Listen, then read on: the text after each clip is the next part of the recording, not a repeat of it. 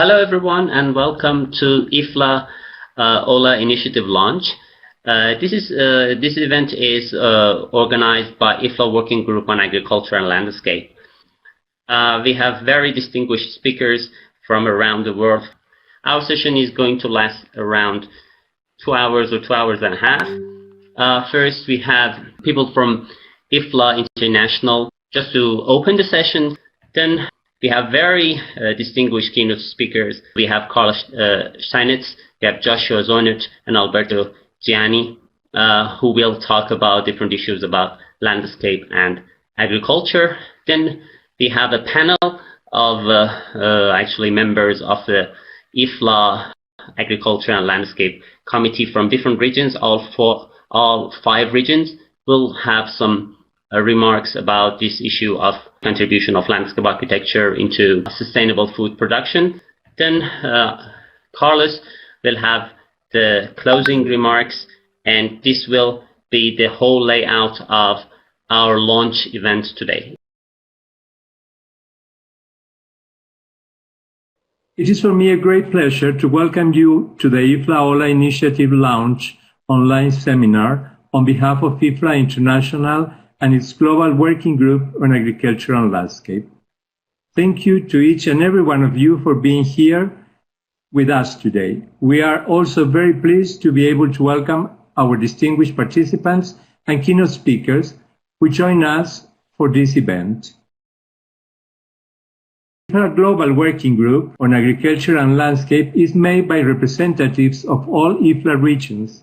It was appointed 2 years ago in Oslo with the aim of setting up an IFLA globally organized team of specialists capable to understand and awake awareness concerning the relations between agriculture and productive landscapes, in order to address managing solutions to conflicts and demands identified as priorities in relation to food security, sovereignty, and territorial justice.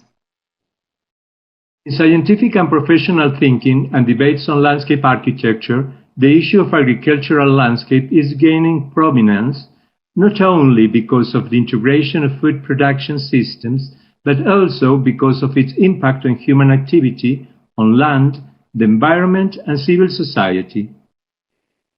Today, and at least in the next 10 years, the world's population is threatened by exposure to large ocean masses and constantly rising temperatures. Climate change is a global reality, and so it is the fact that weather patterns have become more erratic and extreme. The world can expect more rainfall as the climate changes, but it can also expect more water to evaporate, complicating efforts to manage reservoirs and irrigating crops. In this way, rising water demand and looming climate change are witnessing a renewed interest and much focus on global drought scenarios. In order to reflect on these issues, experiment and propose solutions, our IFLA Working Group has created an initiative focused on oases, landscapes and agriculture, which we call OLA. OLA's primary objective is to increase the interaction between landscape, agriculture, and food production in environments with extreme drought. Oases are small ecosystems where presence of water has formed a productive microclimate. Oasis agricultural landscape should be considered as multifunctional system capable of providing knowledge of ancestral techniques which can be used as tools to combat desertification and a source for innovation to provide food and livelihood in regions with extreme drought. The IFLA OLA initiative aims to understand and learn through oasis management and involvement in order to find new agricultural ways of production based on traditions and heading to innovation. Thus, leading the way to a solution to present demands, we can also help to create a database of oasis agricultural landscapes and put forward new paradigms applicable to global scale. Today, we are launching the IFLA OLA initiative through this event. Key issues will be posed as a commencement for action and debates to come. We welcome you all. It is for me an honor to introduce now Colleen Mercer-Clark, a marine ecologist, landscape architect, and member of the Interdisciplinary Center of Climate Change at Waterloo University. Colleen Mercer-Clark is currently on the IFLA Executive Board as chair of IFLA's Standing Committee on Professional Practice and Policy. Author and promoter of the IFLA World Accord on Climate Change, Colleen Mercer-Clark is leading IFLA joint efforts with world-level organizations, particularly with the IUCN, being also the IFLA Special Envoy to IUCN Canadian Board of Directors. I give you Colleen Mercer-Clark. Good morning, everyone. It's delightful to join you from Ottawa, Canada. Today, I'm very honored to be asked to present at your meeting. So I'm here this morning to provide you with a brief overview of our Federation's structure and our mission for the future. For those of you who are not that familiar with IFLA, it's a truly global federation. It represents 77 national professional associations in 5 world regions with as many as 70,000 professional landscape architects. In addition to our role in promoting the profession, IFLA is dedicated to the creation of globally sustainable and balanced living environments for the benefit of humanity worldwide. A quick overview of the Federation so you understand its structure. IFLA was constituted in 1947 under the United Nations model, so it's quite an old organization, and it is structured around our World Council, in which each of the 77 member associations carries a vote. Day-to-day management of the organization is conducted by the Executive Committee, which is comprised of the President, the 5 regional presidents, and the chairs of the 4 IFLA standing committees. We have committees on finance, communication, education, and as Carlos noted, professional practice and policy. What's really important is that each of those committees oversees an array of working groups that are targeted with specific objectives. Also important to note is that on each of our committees, the voting members are representative from one of the world regions. So we have 5 voting members, 1 from each of the regions. And the same is true of the working group. This is important because not only does it ensure a global communication, but it also assists in the delivery of IFLA initiatives to local national associations. IFLA is almost entirely supported by the volunteer actions of landscape architects such as Amin, Oscar, and myself. Colleagues throughout the globe who give freely of their time to help build a better world for all of us. And I have to tell you, this is such an amazing group of people. But let me tell you about just a few of the things we've been doing the past 5 years.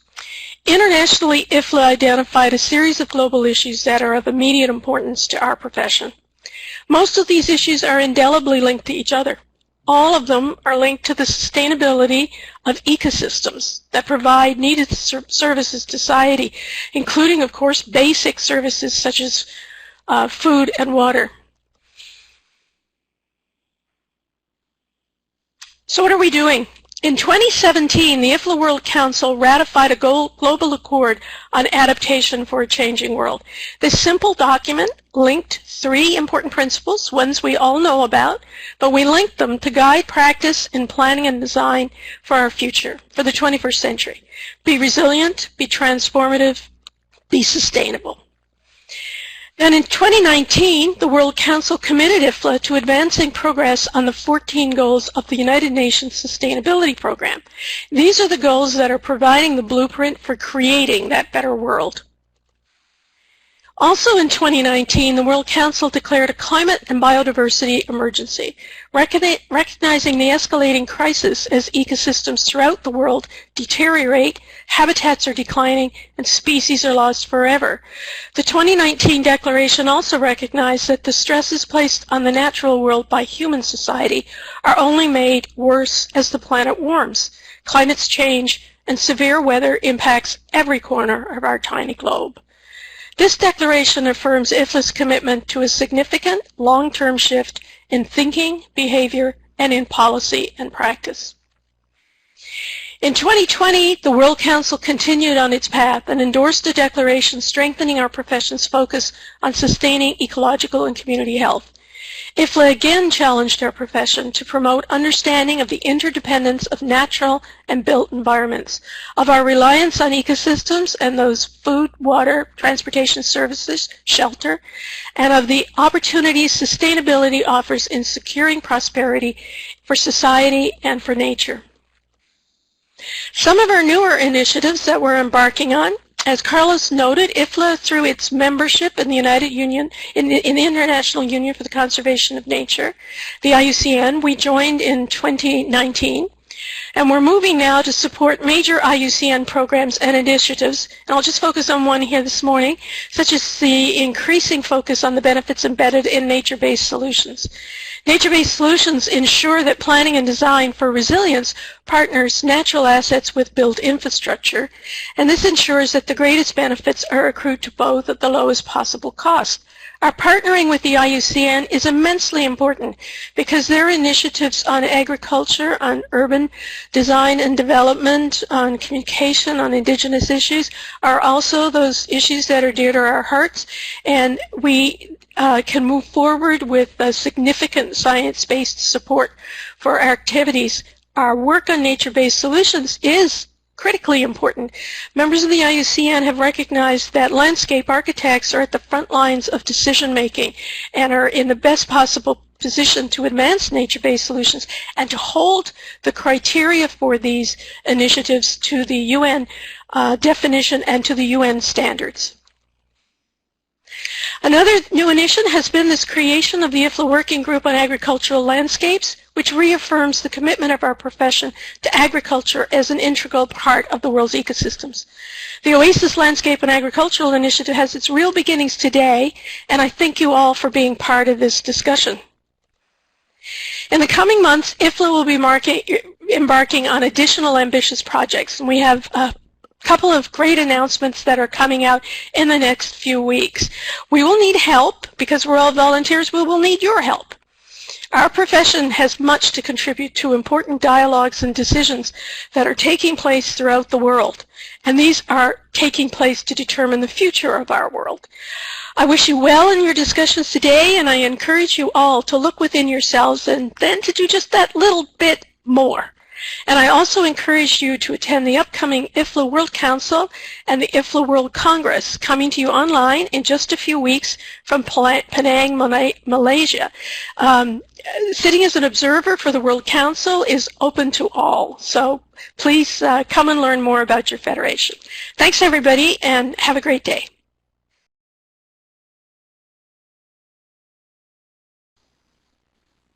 Thank you so much, Colleen.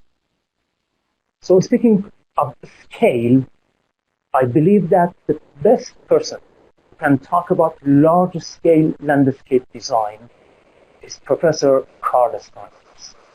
Professor Carl Steinitz is the Alexander and Victoria Wiley Professor of Landscape Architecture and Planning Emeritus at Harvard Graduate School of Design and Honorary Professor at the Center for Advanced Spatial Analysis, University College London. In 1984, he received the IFLA Outstanding Educator Award for his extraordinary contribution to environmental design education and for his pioneering exploration in the use of computer technology in landscape planning. Professor Steinitz is principal author of Alternative Futures for Changing Landscapes and author of a framework for geodesign. He has lectured and taught workshops at more than 170 universities. He has lectured and taught workshops at more than 170 universities. And he is co-coordinator of the International Geodesign Collaboration. Professor Steinitz, this is my honor to invite you to join us as the first keynote speaker of the event. Please. Okay. Armin, thank you for inviting me to speak. I need to introduce my attitude towards the subject matter because it'll in a sense govern everything that I say. I've taught been landscape architecture students for 50 years at Harvard, and for the last 13 years, I've lived in London as an honorary professor at the Center for Advanced Spatial Analysis at University College London. It's called CASA, C-A-S-A.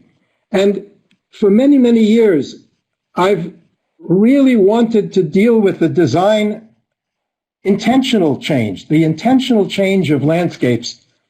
But I never saw it as a landscape architecture problem alone.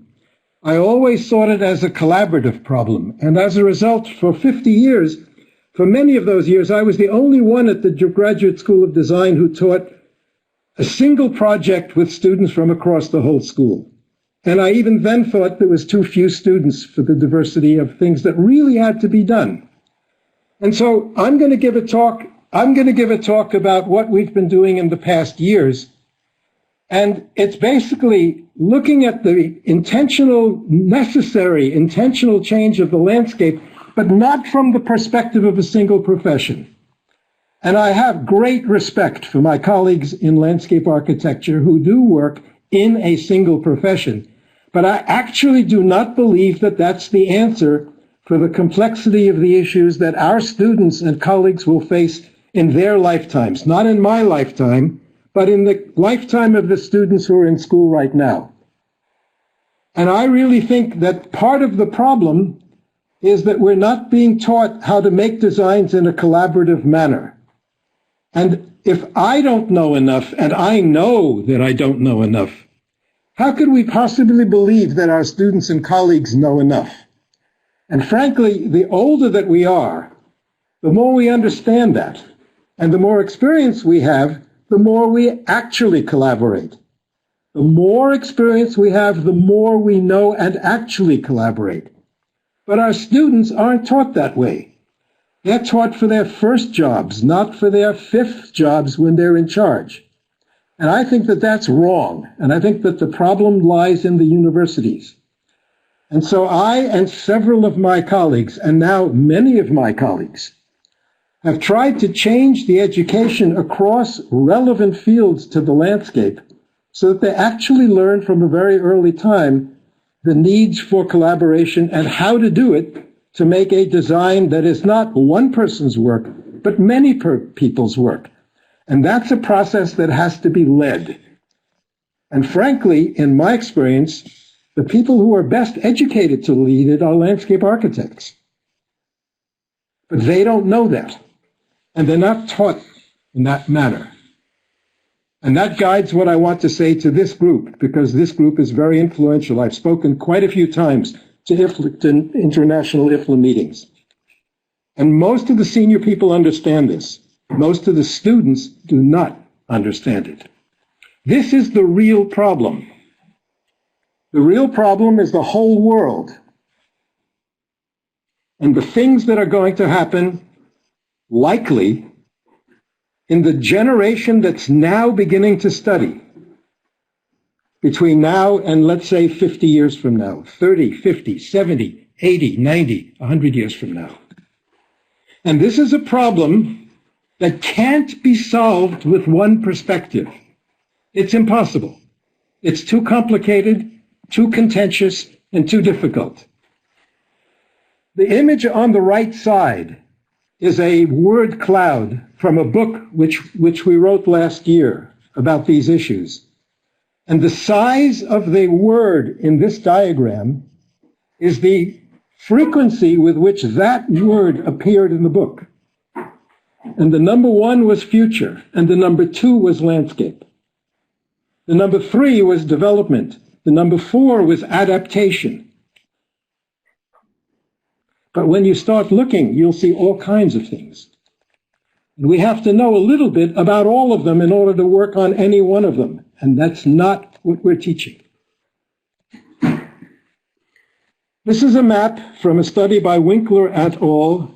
From 2021 of global land use change from 1960, when I started to teach as a graduate student, to 2020. In other words, this is a map of the places which have physically changed in my academic life. Many of them more than once.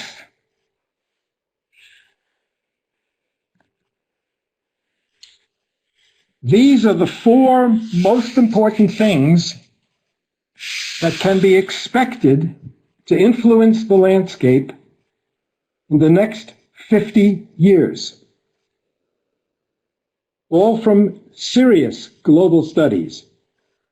On the upper left, extreme sea level rise. On the upper right, human fertility, which is dropping in major countries of the world, but rising in some of the countries which will be having the most change of their landscape. On the lower left, in brown, countries which will have water shortage 12 months of the year by 2050. On the lower right, the estimated impacts of +3 degrees Celsius change on crop yields by 2050, with red being a decline of greater than 50%. And if you match human fertility, water scarcity, and a decline in agriculture, this is the most important single map that I've seen in the last decade. It's from Xu et al. For the Proceedings of the National Academy of Sciences of the United States. And it's a map of human climate niche suitability, the suitability to support human life. Projected from 2020 to 2070. And when you look across the red area, you're looking at the hot, dry landscape. In some cases, the hot, wet landscape. And one of the consequences in this report is a projection that 1.5 billion people will be thinking seriously about moving from the red areas toward the green areas by the year 2050. That's a design problem.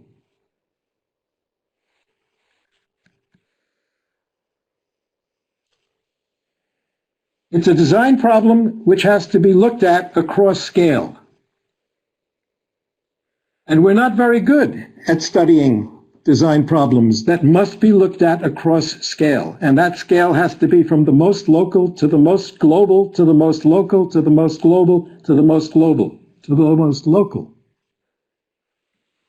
At the one side, we have geographic sciences, which work very, very well at the global level. They tend to study the supply of what has been and is, and they tend toward defensive strategies, sustainability, protection, conservation. These are globally charged. They come from the globe to the local. At the other extreme, most of landscape architecture is a design profession. It's demand-based. It does what the client wants. And we specialize in offensive strategies. We're not trying to protect the land, we're trying to change the land. And the sciences don't necessarily agree, that's why the color codes. And our clients and even design professions don't necessarily agree. And we each, from the extremes, do worse and worse and worse at the big projects, at the regional watersheds, at the town plans, at the major infrastructure designs, where you have to deal with both the geographic sciences and the design professions and the information technologists and the people of the place, especially the people of the place, who themselves don't necessarily agree. And therefore, we need to build methods that fundamentally are based on collaboration and on negotiation as a design method, on negotiation as a design method, not inspiration as a design method. So I'm interested in this as a generic problem. The generic problem is, how do we organize and conduct the very beginning and strategic stages? I'm not interested in the details. I don't have time for that. I've had a long life, and I'm really interested in the strategic stages. How do we decide what to do? Not in detail how to do it. Of designing for longer-term change, not the client for tomorrow morning, but your grandchildren in 30 years. In a large, multi-system, not just landscape, multi-client, not just one, relatively unpredictable, not necessarily built and maintained forever, and contentious, meaning we don't agree. We just don't agree. Context. And one which should not become a zero-sum game. A zero-sum game is where there's one winner and everybody else loses. And this is very frequently the reality. It's the situation for important and complex projects and studies. And it's this kind of problem which we're not dealing with. We're dealing with giving a client a site and a program, make a design. That's easy. Well, what if there are no clients or multiple clients or clients that aren't born yet? And what if the site isn't obvious? And what if it's multi-system and multi-client? And that's the reality of the landscape. It really is. Geodesign is an invented word. Not by me, by the way. And a very useful term to describe a process, a collaborative activity that is not the exclusive territory of any design profession, geographic science, or information technology. Each participant, especially landscape architects, must know and be able to contribute something that the others cannot or do not. Yet during the process of geodesign, no one need lose his or her professional, scientific, or personal identity. It's a process. It's a process that landscape architects can engage in. They can lead or not. It's not a new story. Loudon made a plan for London. Linné made a plan for Berlin. Olmsted made a plan for Riverside. Geddes made a plan for Tel Aviv. And Warren Manning made a design for the entire United States of America in 1923. Some of them worked alone. Loudon worked alone. Linné did not. Olmsted did not. Geddes did. Manning did not. Geodesign, like these people, but in a much more complicated and contentious world. Geodesign changes geography by design. It's intended for these bigger projects, not the globe, although I'm thinking about it, and not your backyard or garden or corporate involvement or park. It's much bigger. It's the landscape. By purposeful action. Why geodesign and why negotiation? Because when fundamental conditions are changing and big data-based models predict future problems, the end game of our work still requires a purposely designed spatial temporal strategy for future action, and this is necessarily a political process. It's serious. Geodesign is most useful at the beginning of thinking about and deciding on the strategy of what to do. It does not normally produce a precise final product. Landscape architects do. But before that, they have to have a strategy of what to do and where and when. The product is really, quote, it could or should be something like this, close quote. It's dynamic. It combines system-based policies and projects. It has to move rapidly from infinite possible designs toward a socially, environmentally, and economically feasible set of decisions. It's complicated.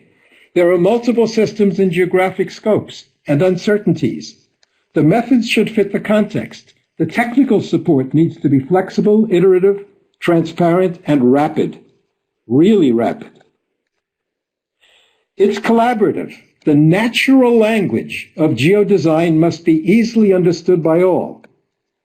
The geodesign endgame must support informed negotiation, and the design will emerge.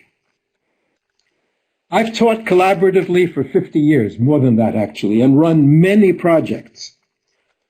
And a book that I wrote in 2012 called The Framework for Geodesign, which deals with how to structure a collaborative problem, is now in many languages. It's in Italian, in Spanish, Portuguese, English, Chinese, Japanese, Arabic. It's just in a lot of languages. And it presents a structural framework, because without an organized framework, you can't collaborate. If you don't know who's got to do what, when, for whom, and in what language, and in what way, and at what scale, and at what level of detail. And it deals with 6 questions that apply to every kind of design problem. How should the context be described? How does it operate? Is it working well? How might it be changed? What differences might they make? And what should be done? And it has to be asked 3 times, these questions, at least 3 times. Why are we doing this? To understand the context. How are we going to do it? To specify the methods.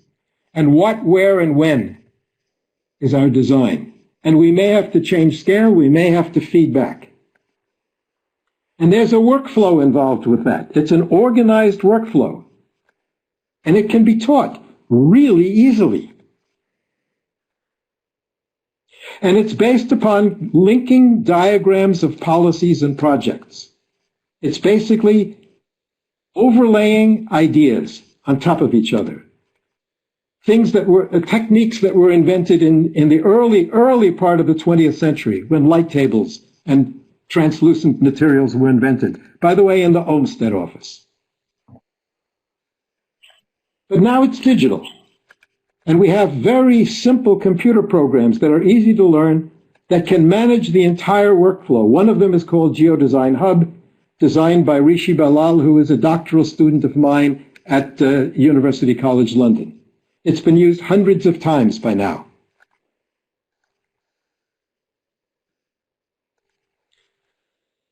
Geodesign in a software environment, in a digital environment, is usually managed in one of three different ways, each of which has a problem. Each of these ways has a problem of practice. The first way is a commission. Every landscape architect practice is asked by somebody to do something. And on the left, you have a group of people.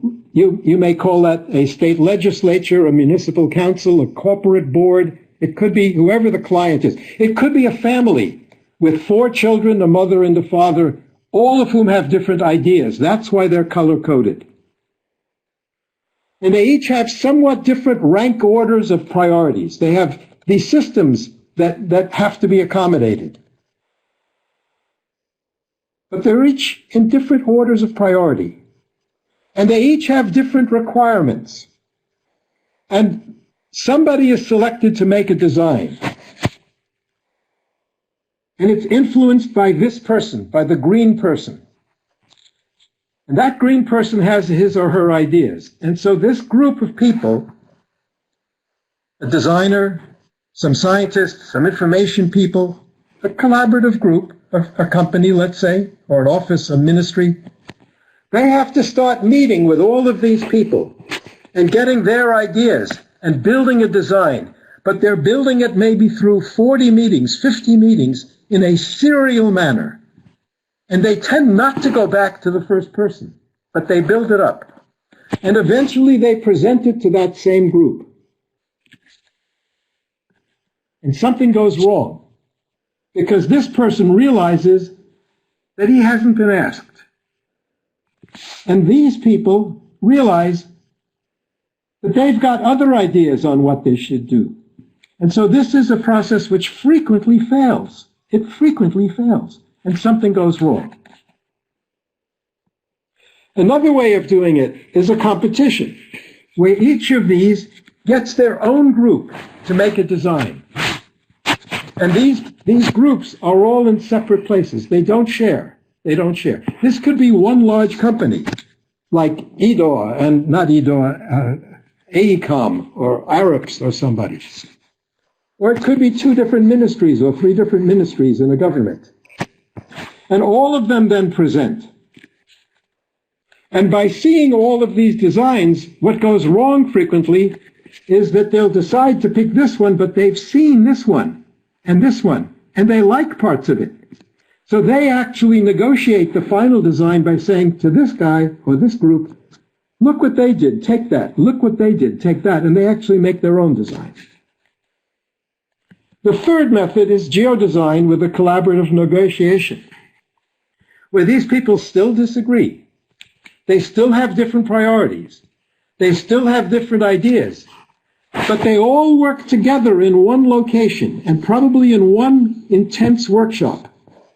And after they start to make their individual designs, all of the designs are in their own computers. And so they know what other people are doing. And they share because everything is public information.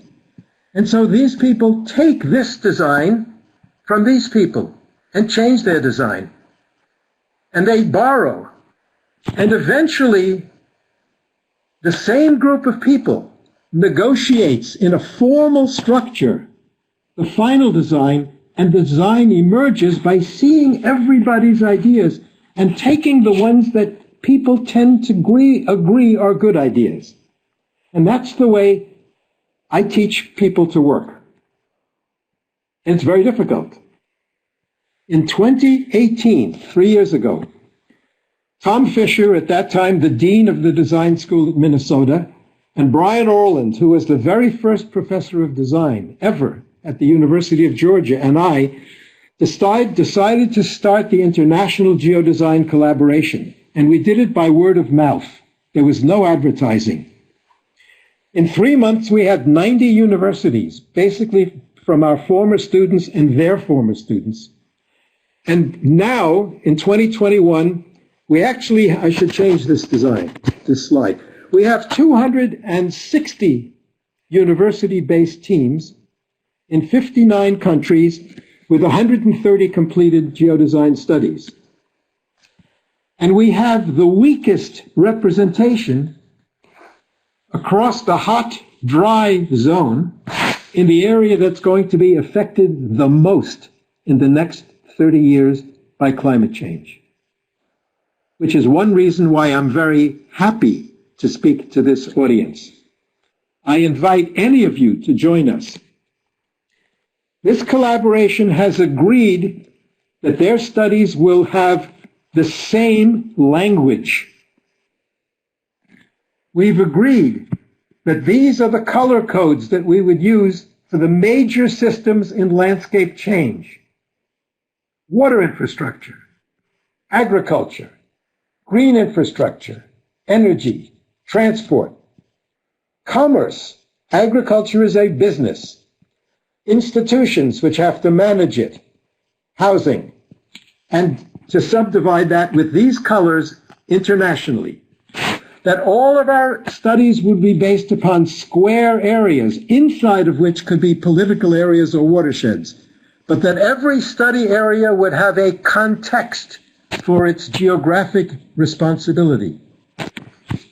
We would study the change in 2020, 2035, and 2050 based on differences in willingness to change the way innovation is adopted and plans are made.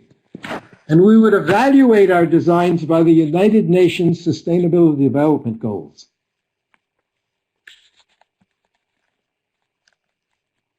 We created a research team that identified 12 international likely consequences to the year 2050.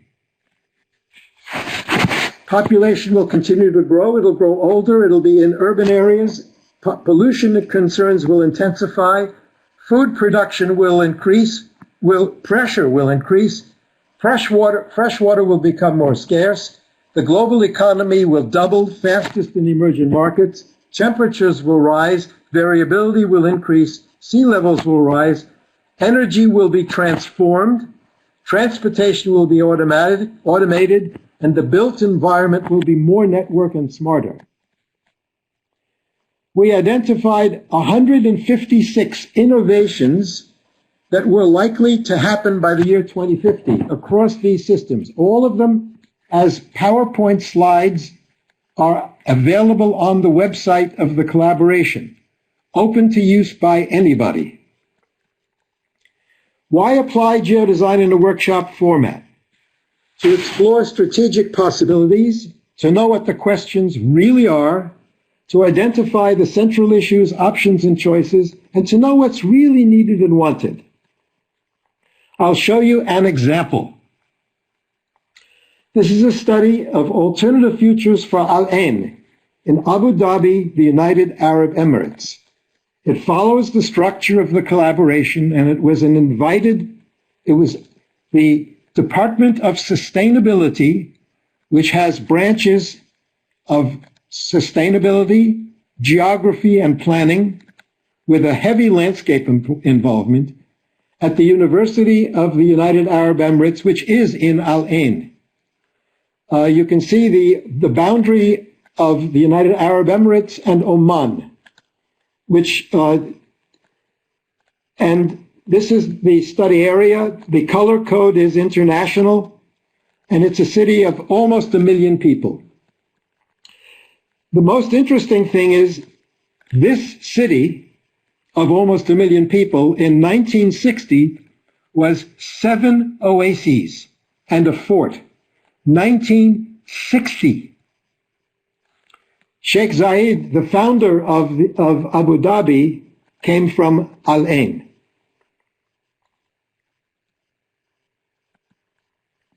It's built around the Al Ain Spring. And it's not clear, although we think the water is coming from the mountains next to it, it's not really clear how this wonderful oasis is actually maintained. But it's in the middle of a very large, very modern city. In a very wealthy country, by the way, which most of the world that is in oasis and dry environments is not. The agriculture in Abu Dhabi is institutional and commercial, and it's part of a national strategy to be more self-sufficient in the next generation. It's highly technological, it's expensive to invest in, but otherwise everything will continue necessarily to be imported at high energy costs and in a lower oil economy. There is a plan for this area. It basically has what I consider a naive assumption that the population can double inside the boundary of an existing city that is already almost all built up by tearing down people's houses and building higher buildings. I don't believe that's feasible, and neither do the people we're working with. That's the plan, to change this density to this density. As a rule of thumb, based on national statistics, everything in Al Ain that's built, including agriculture, should be roughly doubling by the year 2050. This is a 2-day workshop done with the female undergraduate students and some faculty colleagues at the University of the UAE. The UAE segregates its male and female undergraduate students, and when I was invited, I wanted to teach them all, some by video, and that was not allowed by the Islamic law that governs the younger adult population in the UAE. So Karsten Jorgensen and I and Tess Canfield were teaching 30 undergraduate and very capable students. We were using Geodesign Hub, which is a very easy-to-use software. We teach it in about 20 minutes. We had prepared the workshop in advance. The information about the systems, the evaluation maps for each system, which are in 5 levels: existing, not appropriate, capable, suitable, and feasible, in a language which is the same regardless of system, so that they can be overlain for comparisons. We decided that the plan is not feasible to the year 2050, and that we had to study 2 alternatives, at least. One is to expand the geography of the city contiguously, and to first build and then protect, including agriculture. or to distribute urban development, but first protect and do the agriculture before you do the building. Typically, that's a preferred landscape architecture strategy, but it might not be the best one. It was going to be 2 days, and each design would be done in 2 stages and in 2 rounds of improvement. The first problem was what innovations would be relevant to Abu Dhabi as a hot, dry landscape by the year 2050.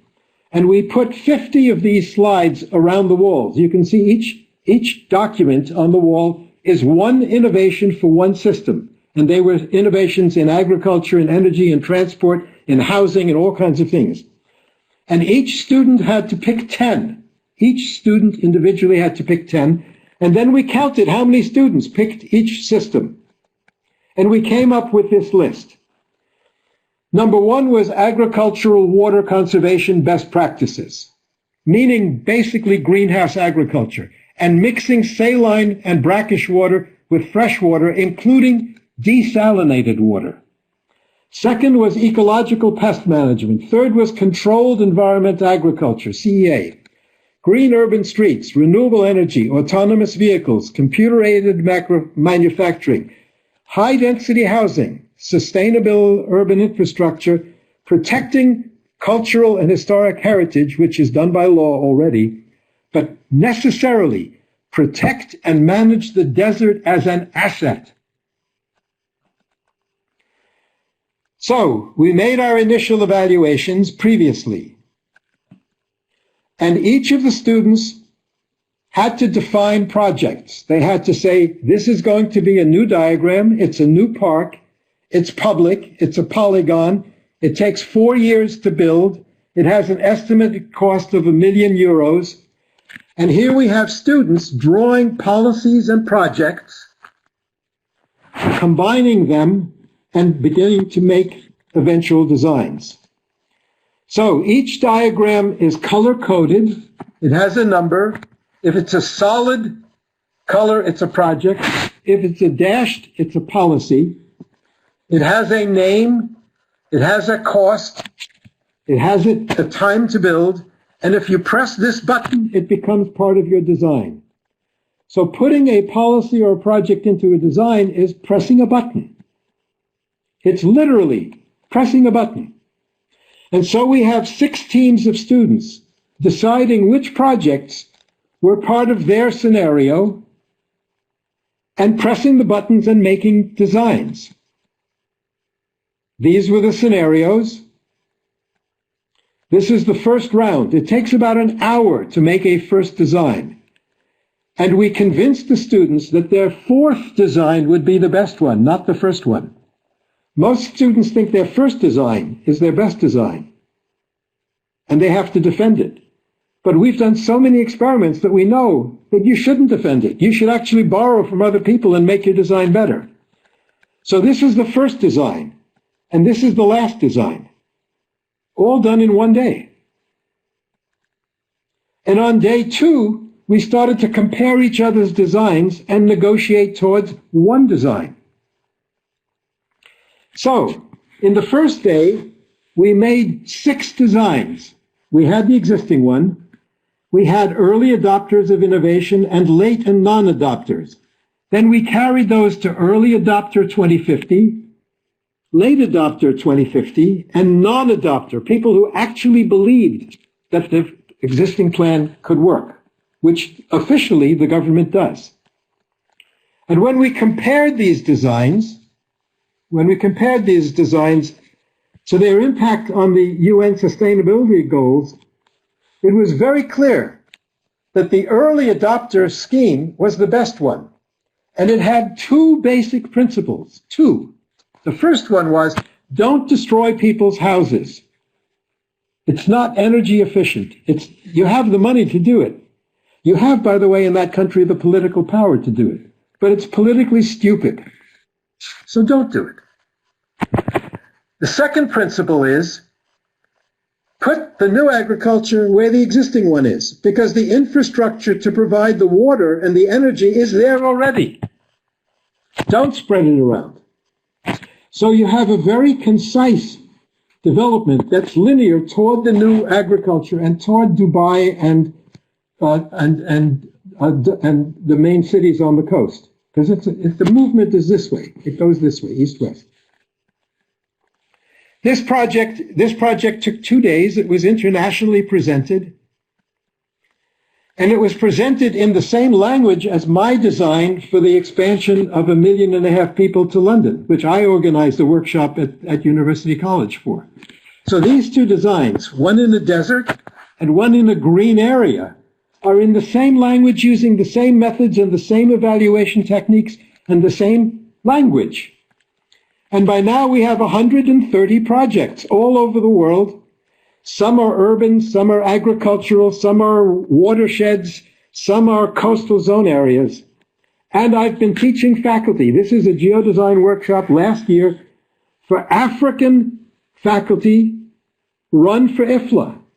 It was run for IFLA Africa at their annual meeting, where we pulled the faculty aside. And in one day, we taught the faculty how to use the software and to run a project.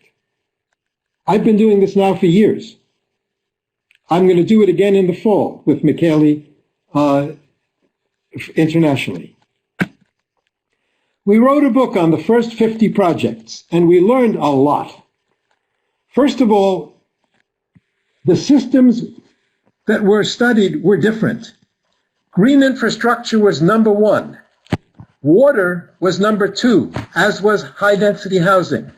Agriculture was less studied, even though it's more important, because we didn't have enough representation in the collaboration from schools where agriculture was really the critical issue. There was systemic variance in what was important, depending upon where you are in the globe in climate and what your general level of economic development was. It was clear to us that focusing on one global system, even if you call it the landscape, or proposing one set of global policies and projects globally, is not workable. That regional and local variation will dominate decision-making, but systematically. We now have, this has changed, 220 university-based teams in 59 countries with 130 designs. We want Mali, Algeria, Niger, Chad, Saudi, well, we have one in Egypt, Libya, Algeria. We want Iraq. We want Iran. We want more Chinese universities. We want Mongolia. We want more in Kazakhstan. We want more in the dry areas of Australia. And if you're interested, all you have to do is go to the website and join us. There's no fee, and everything that we do is free and public. And if we can collaborate in one language and start to think with a global to local to global scale, maybe, only maybe, will we be able to do something. And if landscape architects can add a global perspective and collaboration to their education, they're in a really good position to lead some of these studies. And I think that's what we really ought to be doing, because working privately for individual clients is nonsense compared to what our students will be facing in their professional lives.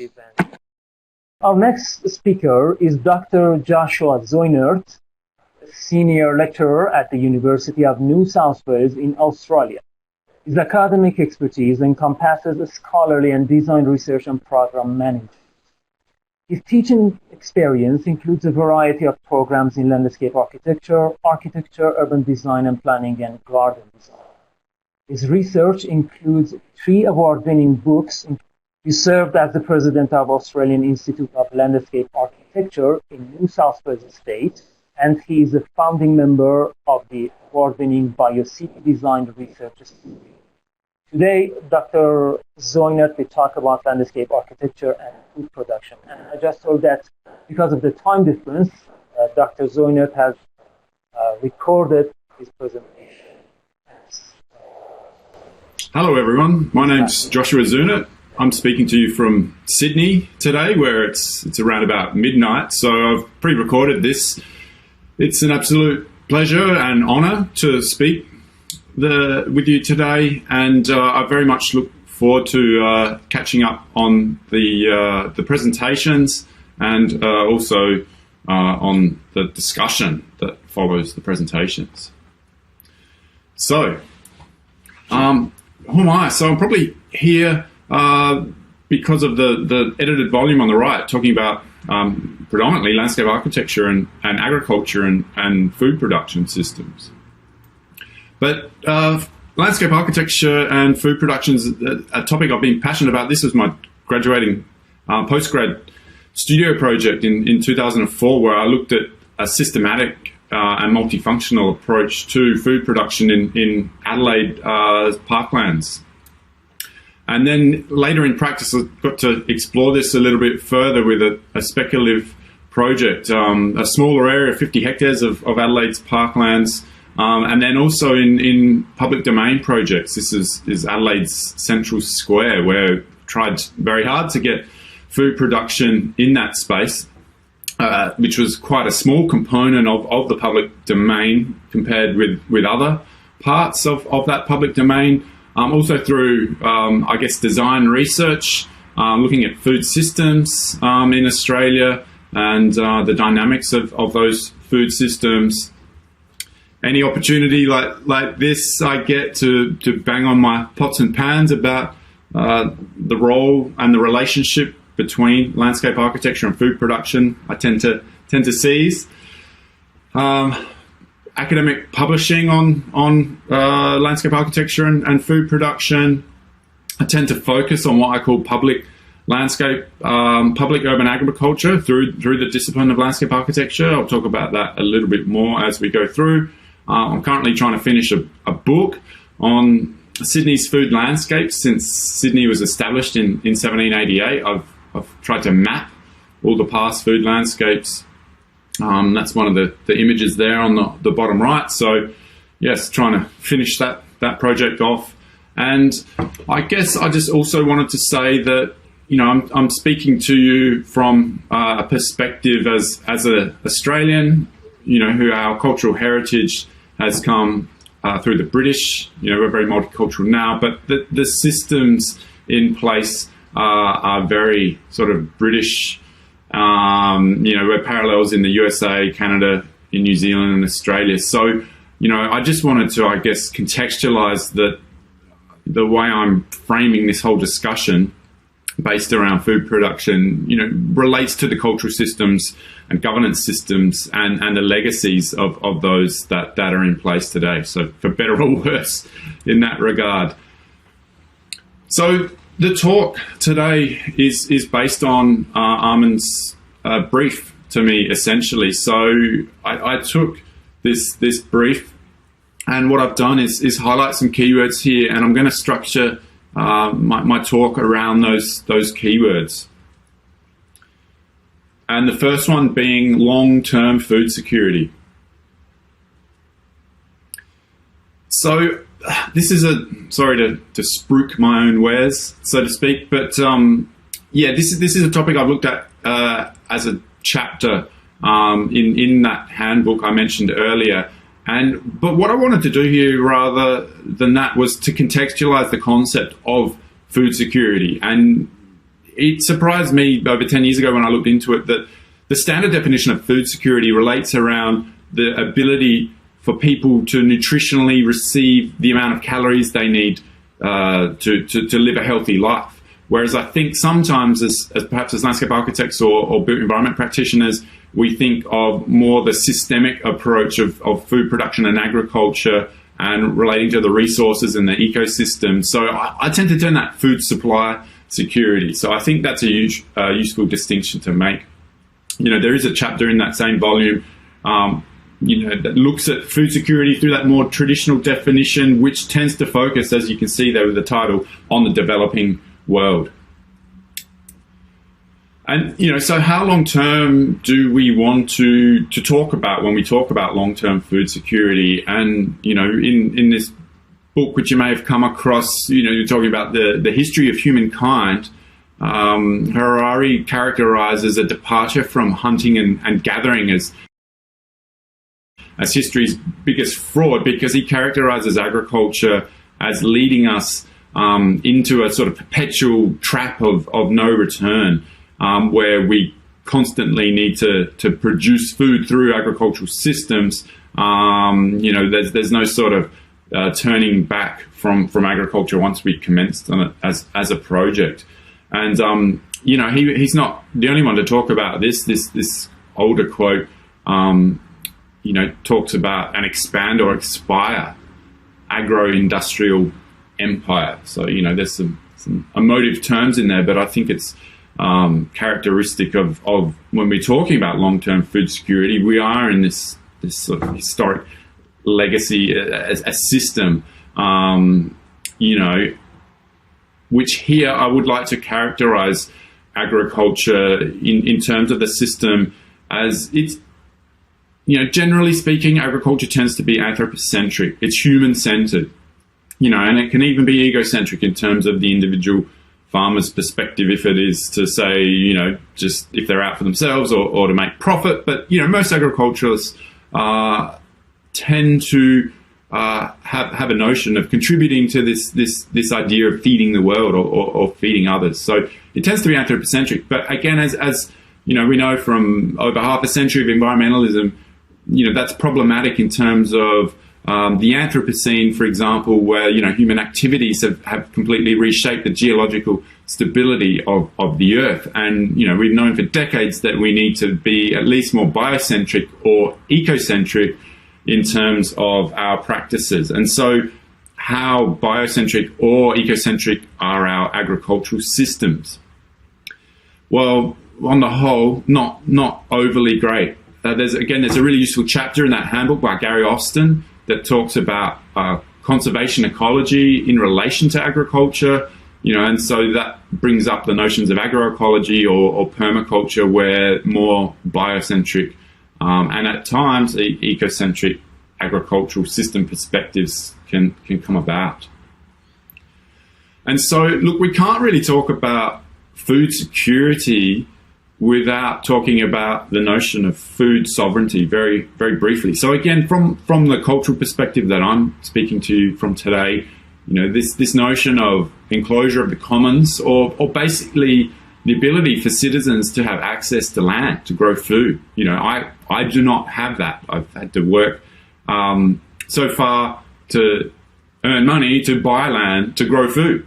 You know, it's not a right for me to necessarily access land to grow food. And so again, there's a chapter in the handbook that talks about this notion of food sovereignty and the right to access land. So what I'm talking about here is the notion of public land versus private land. And as landscape architects, are we working, you know, in public land or in private land? That's something I'll unpack a little bit more. But so to bring it more specifically to the Australian cultural context, Australia is a very large subcontinent, over 7.5 million square kilometres, and as you can see here, the great majority of it is owned or managed by farmers. So in terms of the agency of farmers, individual farmers, or companies running agriculture, it has a huge agency over shaping the landscape. And as you can see, 62% is sort of devoted to food or agricultural production. The majority of that is grazing. As you can see, there's a low amount of arable land and there's a low amount of desert. But I guess something I wanted to raise with you is a lot of Australia is arid, but our cultural legacy of this sort of British arable agriculture means that perhaps the way we look at oasis landscapes is quite different to other cultures which have arid or semi-arid environments. And that's, I think, reflected a little bit in these maps of Australia. The left map is a depiction of Aboriginal Australia before the British arrived. And as you can see, the different clans or cultural groups covered the entirety of the subcontinent. The middle map is more of this British, or sometimes termed a Eurocentric perception of I guess what I would call a sort of extractive approach. Others have termed it a camping ground for profit. It's a way of seemingly not being a steward of the land, which we associate with Aboriginal Australians more so. It's about how useful is the land to making money, or turning a profit, or developing agricultural and food systems. You can see a large proportion of Central Australia there is considered useless, and they're desert areas. You can see sort of sparse grazing lands around them in these sort of arid lands, but there's a huge groundwater reserve, and so in Australia, rather than using that groundwater for oasis food production systems, we tend to use it for mining. We mine out in those areas, but other than some grazing animals, cattle, it tends to be minimally deployed for food production. The map on the right is a contemporary land use mapping and classification. And so I can't talk about long-term food security without talking about the governance systems. And again, the cultural perspective here, Australian governance, just like British, American, Canadian, New Zealand, and other regions in the world, is very much a neoliberal governance system. And so I don't want to talk about this too much other than say that the notion of long-term food security is not one that our government, tends to think about. Australia has had many, I've lost track of how many prime ministers we've had in the last decade. When there's a turnover of leadership like that, and despite that, the politicians tend to think in their political cycles. They're not thinking decades or, into next century in terms of what I would be terming or thinking about in terms of long-term food security. And I think when we're talking about food security, I touched on it before with this notion of this trap that we're in of perpetual growth and perpetual agricultural production. What this is a graph of Sydney and a map at the bottom, a figure ground map of Sydney's footprint. The first 60 years on the bottom left, it's just 3 black dots, and the bottom right, most recently, is sort of that sprawl and expansion of the urban area to over 5 million inhabitants, and you can see that in the population growth here. And there's many cities now in China and the Middle East where this kind of growth, which is historically speaking pretty significant, absolutely dwarfed where we see mega cities growing in much more rapid times than the 230 or so years that we see here. But this cycle of growth is reducing planetary carrying capacity, reducing the ability of ecosystems to provide the necessary resources. We're dwindling these things down. This is problematic. So this is another notion of long-term food security, I think. We can't just overlook today when we're talking about that. Okay, so the next area I'm going to focus on is landscape architects and what we have done as a discipline in relation to food production and in relation to the scale of food production. And so, again, talking from the cultural perspective that I am, Australia's probably most successful academic landscape architect, Richard Weller, who now has been the professor at University of Pennsylvania for some time, he talks about how landscape architecture and landscape planning decoupled, in the late 20th century, and landscape architecture has moreover focused on the design of the urban public realm.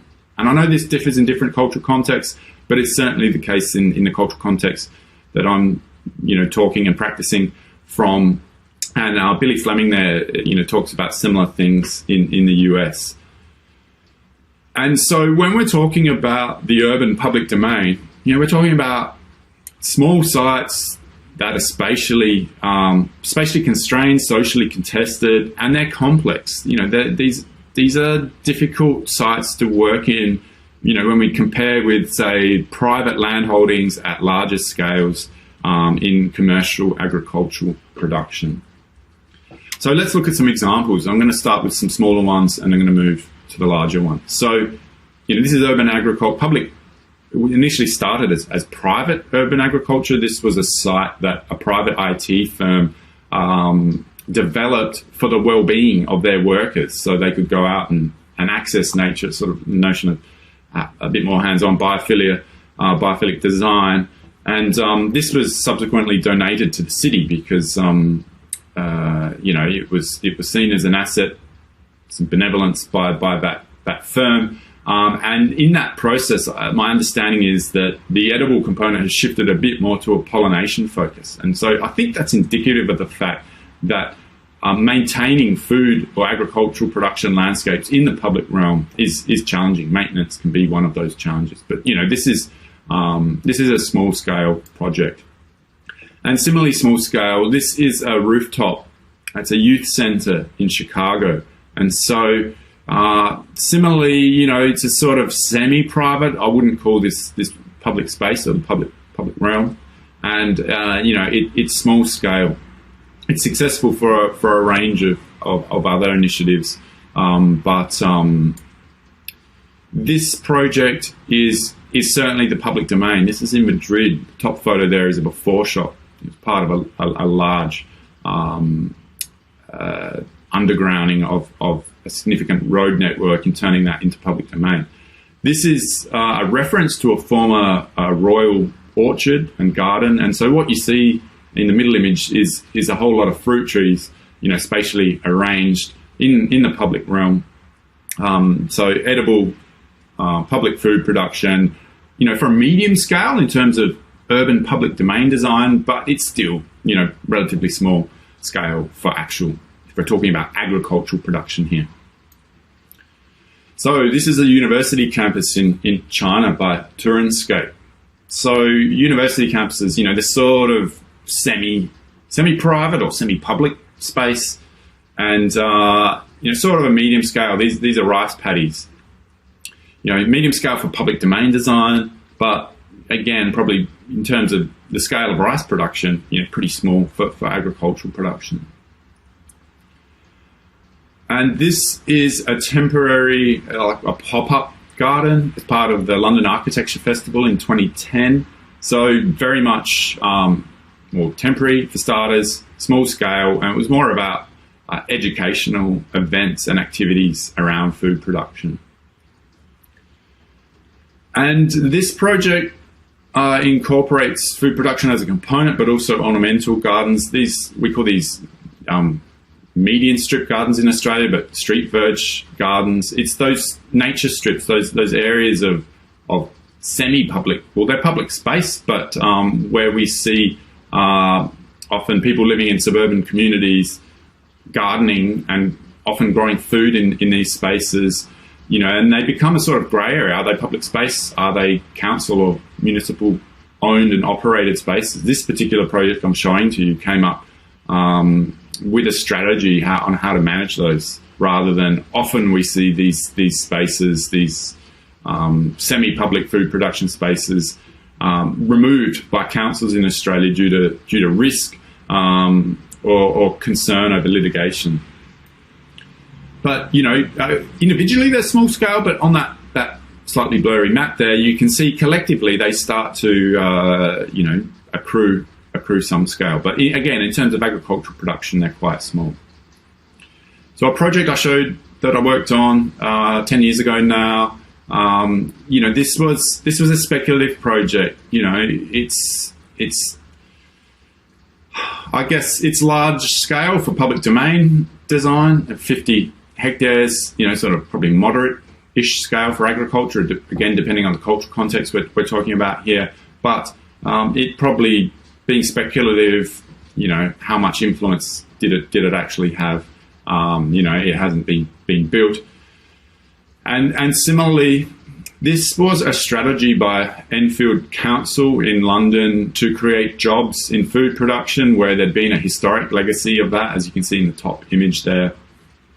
So it was a strategic project at a municipal scale, but my understanding is, I've tried to interview people about this project and haven't had too much luck in responses. So my understanding was that it wasn't overly successful.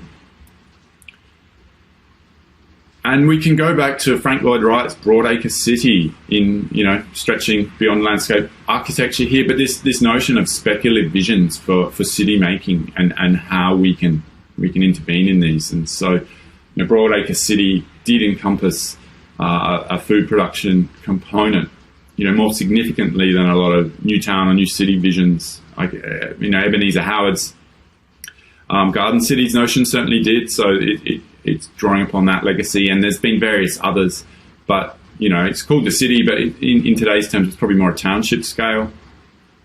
More recently, again in China, SWA, looked at a strategic approach to how a new city in China could, instead of typically what happens, erasing the agricultural production there, how that could be maintained and continued as the new city developed. I'm not sure as to the success of the project, but again, landscape architects operating at a planning scale in relation to food production systems.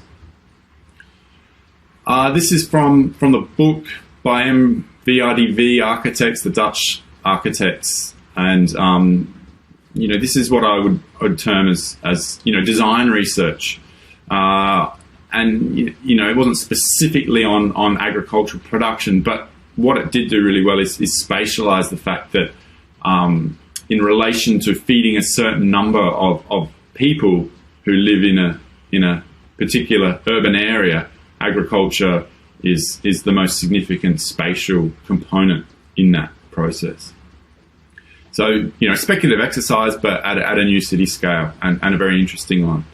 So we're moving out of agriculture and food production systems here to come up with a national scale example, and albeit the Netherlands is quite a small country, but this project, Room for the River, looked at their waterways and their river systems and the pressures that climate change would put on them. So I'm showing this because it's an example of landscape architects working at a national scale on a real project.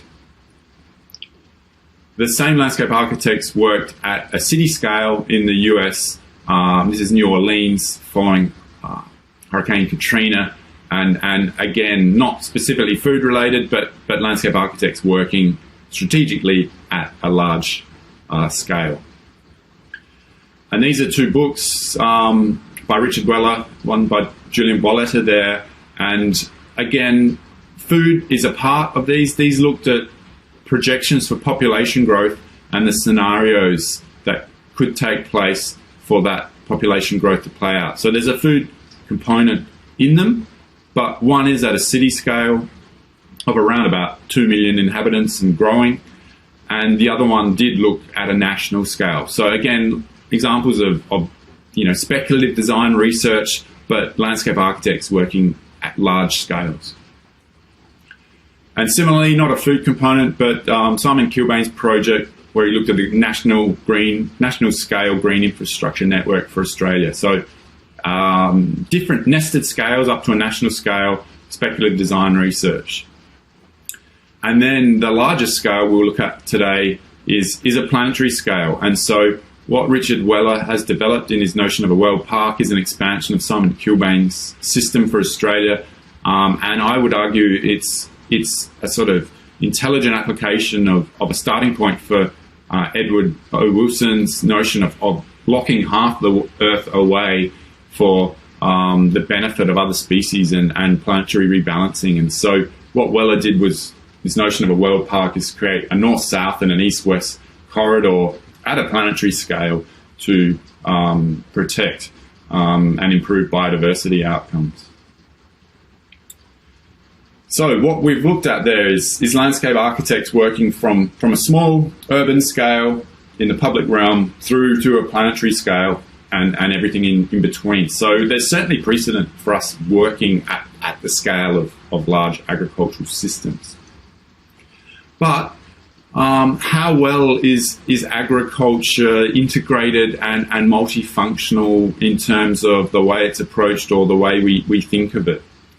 So I've got one example for you by landscape architects, a sort of land management master planning approach to what is a pastoral property in New Zealand, whereby They looked at how rehabilitating and improving the ecological systems would in turn improve the productivity of the agricultural system. So the legacy of overgrazing there had denuded the productivity, and so by in turn reinstating and improving ecological systems, that then brought about agricultural improvements. So, but a private project at a landholder scale, quite a large land holding.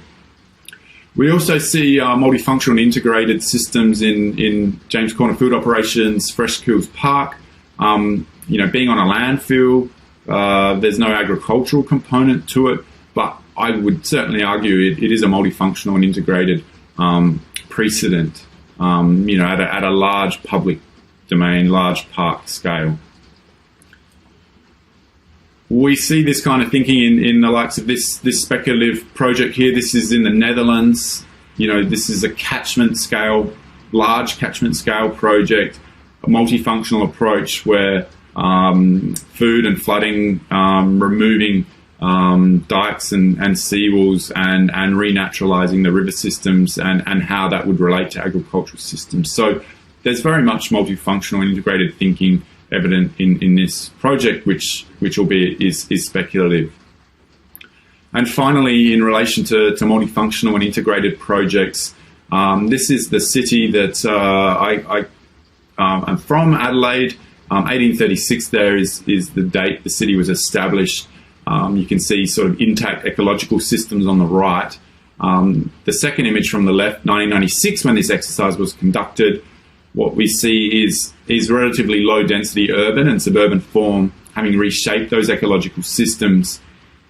And so this project was about looking ahead, long term, called shadow planning, looking to 2076 and 2136. So this relates to the earlier notion we looked at of long term. And so this is one of the longest term integrated projects I've seen, whereby, on the far right, the urban footprint has been densified, the ecological systems have been restored in terms of vegetation communities and waterways, and the agriculture has been improved, and we have more of a satellite urban form.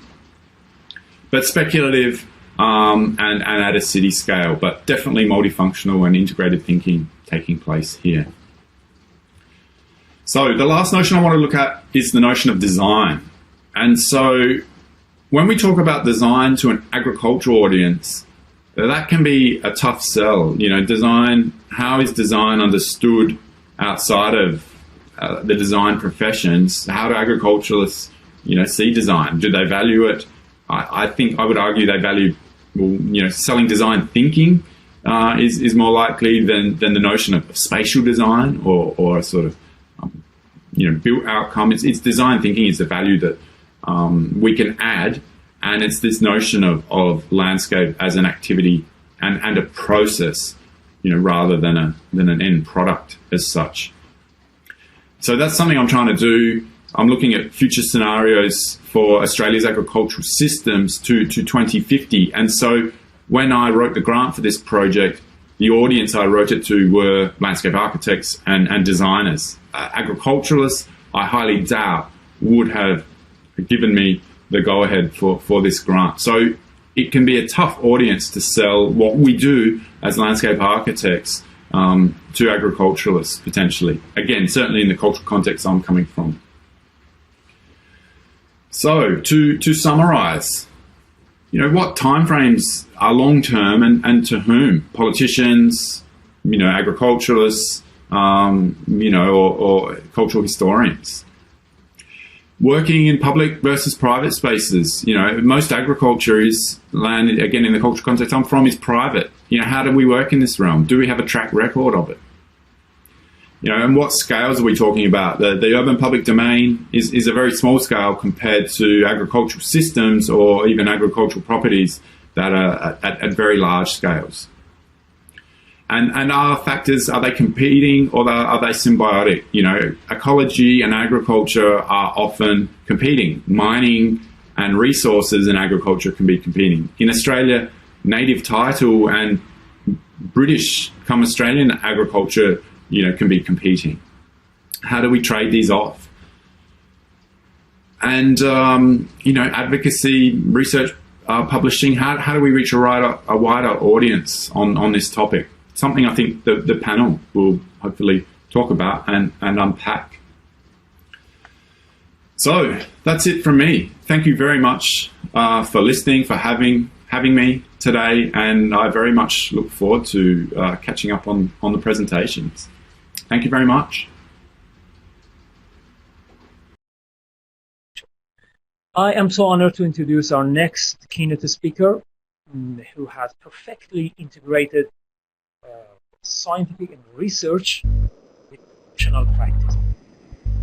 Dr. Gianni is a doctor in veterinary medicine from the University of Turin, Italy, with a master in organic agriculture, with a thesis in rural from the University of Wageningen.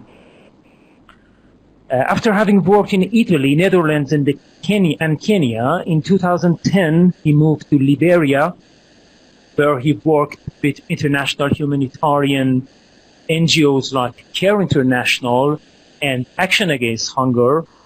In 2011, he went to Gaza Strip.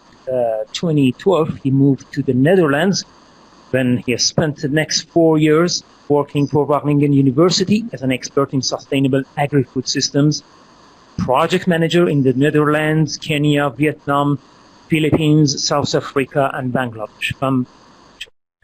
I am so honored to introduce our next keynote speaker.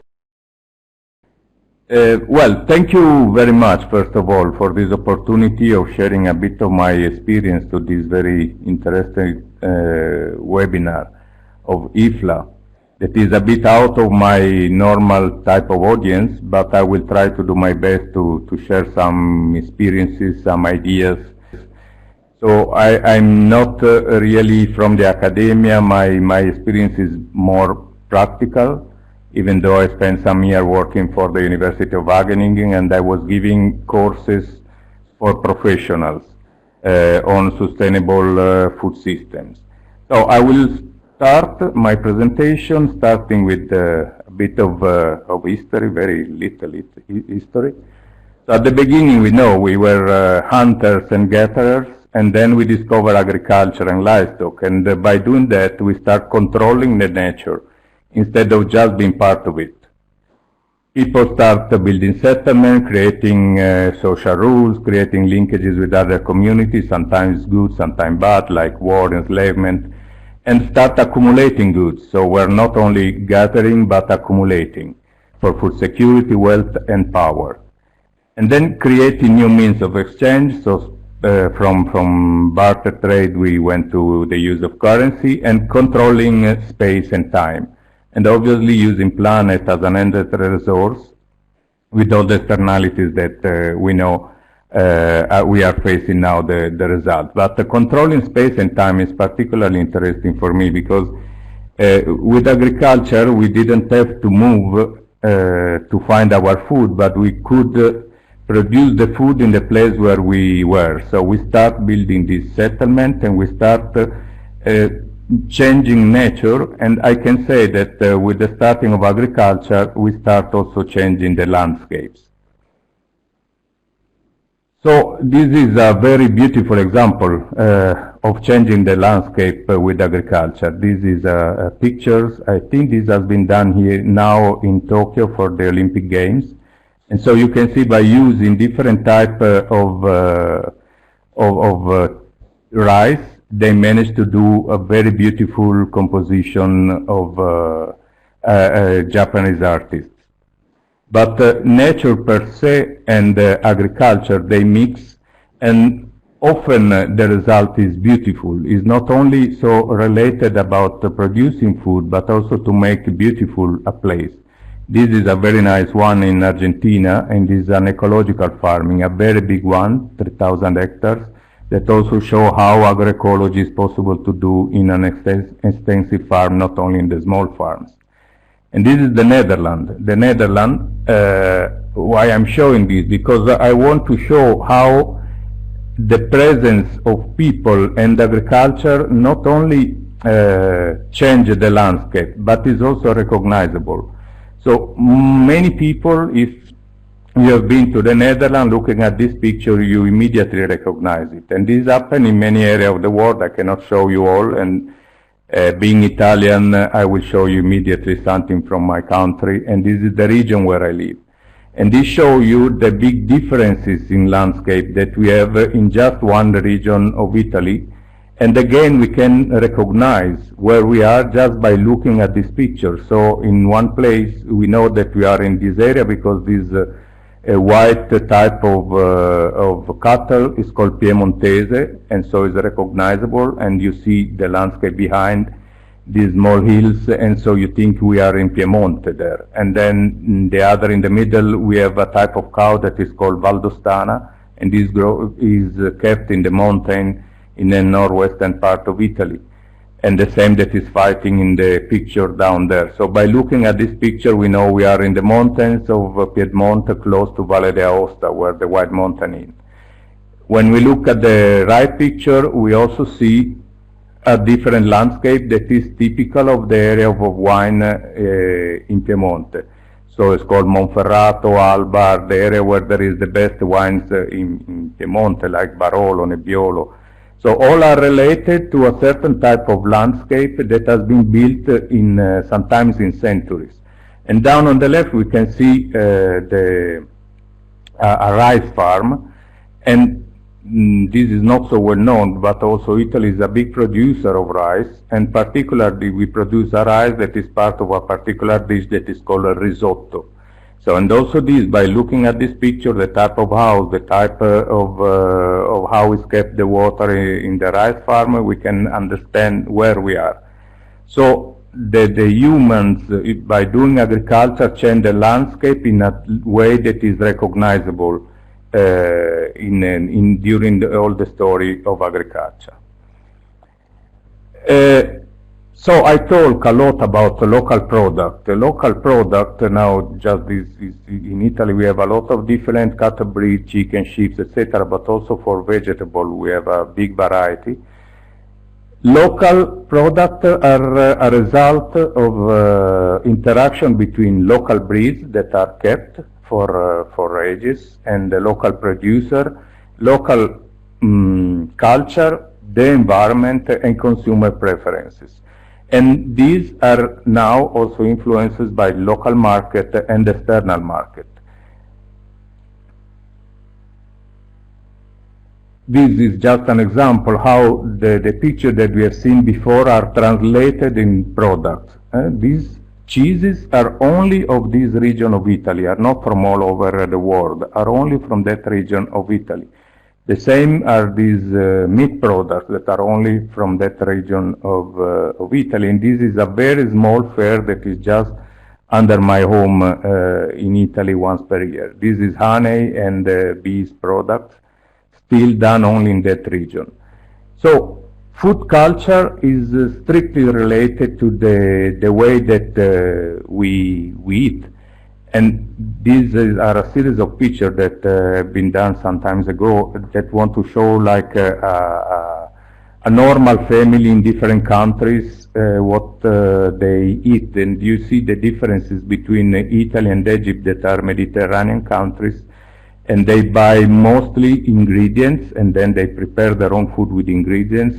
On opposite in the USA and even a bit in Britain, the amount of food that is bought already semi-cooked or cooked is very large. And this has to do with the way of enjoying food. And again, Egypt and Italy is more a family type of thing, so a group type of thing that we do at home while we sit, while we eat, we talk, is a slow type of enjoyment, while USA and Britain, obviously this is just generalization, not all like that. But generalization make us say that the fast food type of approach that we have in the USA is completely different from the type of way of enjoying food in Italy. And this has to do with the way that we buy food. So not some big supermarkets in England and in the USA, but street market in Egypt and in Italy. Street market in Italy are present in every small town from 1 to many days per week, and most of the people really like going and buy the food directly in the markets. And this has to do with the landscape. And again, by looking at this type of landscape, you can recognize some places. And the more they are, let's say, related to local product, etc., the more they characterize the landscape of a place. So you see what you see in the picture of USA or Britain. USA is I think, is a feedlot with livestock. But it can be a bit everywhere in the world. There is nothing that has a typicity that can really show you where it is. But the picture of Italy can really only be in Italy. Now I want to say something about mindset, the systems and agro-ecosystem, because the reality is perceived in different ways. For example, let's imagine this as an agro-ecosystem where there are people, livestock, crops, nature, and by looking at it from an helicopter you can see all these elements together. But it depends from the type of education that you have, the way that you look at it. And some agronomists will mainly look at the crops, the ecologists will mainly look at nature, while the sociologists at the people and the work, and the animal scientists will look at livestock and the production. An interdisciplinary team should really take all these elements and put them together. But you see, it still miss something, that sometimes this something that is missing is the knowledge that the local people that are living there and that are embedded in that reality they know. And is part of their culture, can be a culture that has been developed for hundreds of years. So it's always quite important when we have any type of project or approach to change a landscape, to change a production system, to include in this process also the local people. But let's just make some definitions. So what is a system? A system is an entity which maintains its existence through the mutual interaction of its parts. Okay, so make this example. This is a radio. I call it a system because there are a lot of elements, electronic elements that interact together, and by the interaction, the function of the system is clear. If we take all these elements, we put them separated in a carton box. This is no more a system radio, it's just a bunch of elements of the system radio. But what is missing is the relation between them. Agroecosystems are ecological systems modified by the human beings to produce food, fiber, and other agricultural products. And let's make an example. This is it's called VAC system. It's a system that is typical in Vietnam, and where people have fish, crops, and livestock together. And one system is connected with the other. In a way, we can see in this drawing behind, even though it's written in Vietnamese, so it's not so clear. What you can see is not only the element of the system, but of a series of arrows that show how nutrients or elements are moving from one side to the other. And this system is so embedded in the culture in Vietnam that it appears also in the paintings. And this happens very often, that in paintings, in drawings, in poems, in songs, you have the description of the local food system that is part of the culture of the people living in that particular place. When we talk about sustainable agricultural system, we have to look at three aspects. Sustainability is something that we do today. We use the resources today without depleting the resources of the next generations, of the future generations. So we have to work with the resources in a way that in the future they can still be used by our sons, grandsons, and so on. And there are three aspects that we have to look at: people, planet, and profit. These are called the three P's of sustainability. And in a way, we have to have a social approach, an ecological approach, and an economical approach. A farming system, a sustainable agricultural system, should create profit in respect with the planet and in respect with the life of the people and the quality and so on. Now, let's talk about food system. We are going now into the direction of a urbanizing society. We can see that from 1950 to 2030, we are moving from 30% of the people living in cities to up to 60%. We are already at 56% now, if I'm not wrong, so probably will be even more than 60. So people are moving. Before they were mostly where the food were produced, and now they are moving in other areas, and the food is produced far from most of the people, and the people are becoming mostly food consumers and not food producers. When we talk about city, I will talk quite a lot about cities, but you can see that city has certain similarity with your main topic of the workshop of today, that is oasis. And particularly if you look at this, at the drawing on your right, that is how a city system will grow close to a river, you can even recognize similarity with oasis. In particular, you see different layers. So in the middle you have the city, and very close by there are the horticulture and dairying, because are perishable products, so they must be very close to the city. But in the last layer you have tree, field, and grazing areas with high grass and sometimes some bushes. And this is an element that becomes very important when you are designing or planning for an oasis, because these grass and bush and trees are three layers that protect the oasis against the wind and also against sandstorm and this type of problem that can be very detrimental for an oasis system. Food system is composed by all the activities that are connected and that get the food from the farm, from the producer to the plate.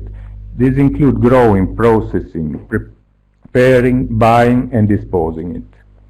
And in a general city food system, we have a local food system made of many communities, and around it we have a regional food system that is that the main production is moving in the direction of the city, and all this is fits within a global food system. So this is not something new that happened today, and we can see Rome. Rome was the first city in the world that grew more than 1 million inhabitants.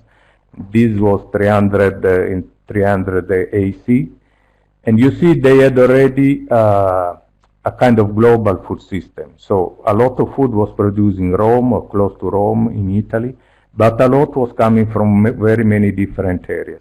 So this is what we call food miles, are the distance that the food have to move to reach the final consumer. Another aspect that we have to look when we talk about food is the power. Where is the power inside of the food system? And we have two drawings here, monopoly and democracy they are called. In the left side we see, imagine that on top we have the producers, and then going down there are the retailers and the supermarkets. So when it becomes very narrow is where the supermarkets are, and then there are all the purchasers and the consumers that going down.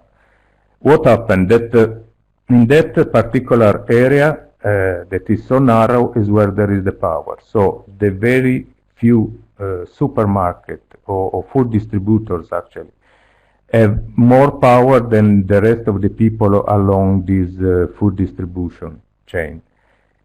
And this happens the more there is distance between the producer and the consumer, and the less there is power on this extreme, and the more the power is concentrated in the middle. A different situation that we call democracy here is called semi-lattice, this type of figures, when we talk about food networks. That is a network between farmers, community, manufacturers, shops, gastronomy, whatever, restaurants, cooks, rural and urban areas, research, politics, and industry. So the type of connection there are completely different. There is not a monopoly of a single entity, but is a continuous exchange of experience and good inside of this. So this is also something that in the design of a food system is important to keep in mind.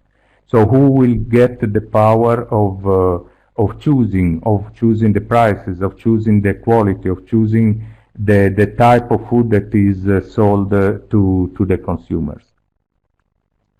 Now, some of pictures that I will show you now are about urban and peri-urban agriculture, and a bit similar to what you have already seen in the previous presentation, but let's have a look. So urban agriculture can be a very, very small scale, on a balcony, for example, or even where there is no soil, can be done by filling any type of tire or whatever with the soil and then growing it. Can be used the water that is normally thrown out after washing hands, that can be used for watering these vegetables. It can be at a larger size, close to the urban areas. It can be a variety in the main line of production, so can be livestock, can be different type of crops, mushroom or whatever. It can be a variety in the level of technology used. If you use greenhouses, drip irrigation, rice bed, so all the type of technology that are used. It can be a variety on the degree of formality, organization, and marketing.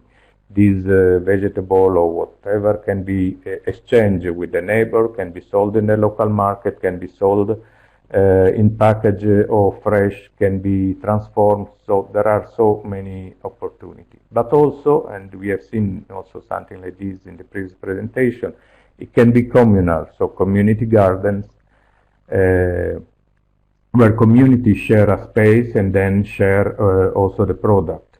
And these, most of the pictures you see are from the southern of the world, but also in Europe, in the USA, there are this type of activities. Educational institutional gardens can be both in school, in prison, or in hospitals, can be done to educate, but also in the case of school, for example, or prison, can be done with an educational scope, but also to produce good and fresh food that can be used for the community itself. It can be high-tech, indoor vertical farming. This is more futuristic, and the concept is the same, is producing food very close to the consumers. And this type of design, they have in mind the idea of producing food and transforming food, processing, packaging, selling, and even using the waste in the same place to produce energy. Aquaponics is another way of using space in a good way and resources in a good way, because the water that is used to grow the vegetable get the nutrient from the fish, and then is cleaned by the vegetable and will be recycled again in the fish pond. It can be done in the rooftop garden. This is in the Netherlands, Rotterdam is quite a big rooftop. It can also be low-tech anyway, still with vertical farming when there is no space or aquaponics. But what is important that is creating synergies between the different aspects is what I said before. We were talking about people, planet, and profit, and again we see environmental aspects like water management, using urban waste, nutrient recycling and urban greening, reducing urban ecological footprint, mitigating of climate change, and improving the microclimate of the city. So all these are other aspects of agriculture that are not strictly related to the production of food. There are the social aspects, reconnecting farmers and urban people, better access to local fresh food and transparency on origin of food, social inclusion, community building, preserving of public good, and also creating job, creating new perspective for youth, and all income, employment generation, enterprise development, etc. So these are the type of things that we have to think about when we talk about food system, not only about production of food. I want to spend just a few words about talking about circular economy. We know that there is a lot of food that is wasted every year. 30–40% of the food produced is wasted, even though in the developed country most of the food is wasted by consumers, and this is exactly because what I was saying before. All this packaged food can get wasted, and when is becoming old, there is no other way of using it. In sub-Saharan Africa, the waste is very little. In sub-Saharan Africa, there is no fridge, so everything that is bought is used. It's very difficult that somebody is thrown away. Everything that is bought by a family will be used in a way or another. Circular economy is the opposite of linear economy that was just creating waste. Is thinking about how all what is coming out of a processing system, it will be reutilized for something different. And an example is food. The food scraps are collected, then by the community, then collected by a company, then they go to a compost facility during the compost process, and then the finished compost will be given again to organic farmers that will sell the food, and the food that is wasted will go to the cycle. And I want to show you a slaughterhouse model that we designed when I was at FAO in Ethiopia, to give you a bit the idea of what is circularity, how it can be used, for example, in arid areas or in small areas. So a normal slaughterhouse, especially in developing countries, has livestock entering, use energy and water, and produce meat, and produce somehow hide and skin, but not always. A lot of times they are just thrown away. And there is a lot of waste and wastewater. So this is the normal scheme. This gives a very bad impact on the environment. And it's possible to design it in a different way. So we still have the same water, energy, and livestock going in, and meat and hide and skin going out. But all the other products can create something. So bones, horn, dung, and digester all can produce handcrafts, or can go to a biodigester. The biodigester produces energy that goes inside of the slaughterhouse, or biogas, and they can be used to produce fertilizer, and the biodigester also will produce fertilizer, NPK and calcium. This fertilizer can be used for the holding grounds on the fattening units where the livestock is kept before it's going to the slaughterhouse. So this is a model of how to use circular economy in a small project related to slaughterhouse in the dryland of Ethiopia. And all these that here are entering in the production, they were just waste in the other model. Is possible to do it with modular solution, because another big problem, apart of the waste in this type of country, when there is a project like a slaughterhouse is done in such a big scale, that will fail. So in Ethiopia, but in other countries, there is plenty of this very, very big project that just failed. So the idea to start with modular project where you can add the modules when the market grows. So you can add a fridge, you can add another production line, you can add a packaging unit, but doing it slowly, you will give the opportunity to the people to learn, to the farmer to understand that this model, well, probably other relatives, they will also work there. And this type of project should be embedded in a big type of approach. And I show here, this is a resilience model for Ethiopia, for the drylands of Ethiopia. And in this model, you see that livestock is the center of the economy of these people, but there are already urban settlements, so there are connections, and there are connections with the environment. And then I show all what should be done to make this type of project sustainable. So even when we talk about food security, the importance of looking at a lot of other aspects, I will not list all of them now, including gender, land tenure, health, infrastructure, education, all these things should be seen together to make a project in a difficult area, and I can imagine something very similar also for the oasis, sustainable. Now, if you look again at these two pictures now at the end of this presentation, these two pictures that look so different, they are not so different. They both show a foodscape, so a certain type of landscape that has been transformed by people, and you see the typical houses of the Afarinya, the people in Afar in Ethiopia, and a typical small city in Piemonte in Italy, and with the camels on one side, with the grapes, with the graveyard on the other side. So they are both local food systems where the human presence has changed it to produce food. Thank you for attention, and well, if you want to know more, you can contact me. I have some questions from the audience. The first comment or question from Ellen from European Council for Landscape Architecture Schools. She says, I think inspiration can play an important role in complex negotiation processes. Maybe by inspiration, a creative synthesis can happen. This model requires also a cultural shift toward transparency and trust. Carl, what's your idea about this whole notion of transparency and trust? Just to make transparency and trust are essential to any kind of negotiation. It doesn't always happen. It actually rarely happens, but it has to happen. If you're going to share an answer, you have to share the ways you got the answer.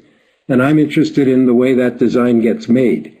The issue of inspiration, you know, it's important. Every once in a while it happens, but you shouldn't believe that just because you've been inspired, somebody else thinks it's a good idea and the idea will be adopted.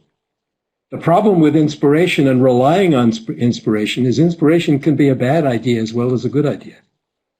There's nothing that guarantees that just because you've had an inspiration, it is a good idea and it's understood by other people as a good idea, thus entering into a negotiating design. So I wouldn't rely on it. I would rather rely on intelligence than inspiration, recognizing that inspiration happens to people all the time. But it's not something you can teach. It simply happens. Sometimes it doesn't. And by the way, some people succeed greatly without it.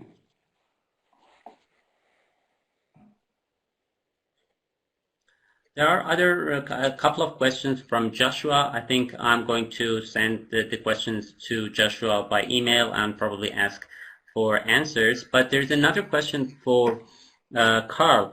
Carl, there is a question from Mr. Hamid Zitouni. I guess I hope that I've read the name correctly.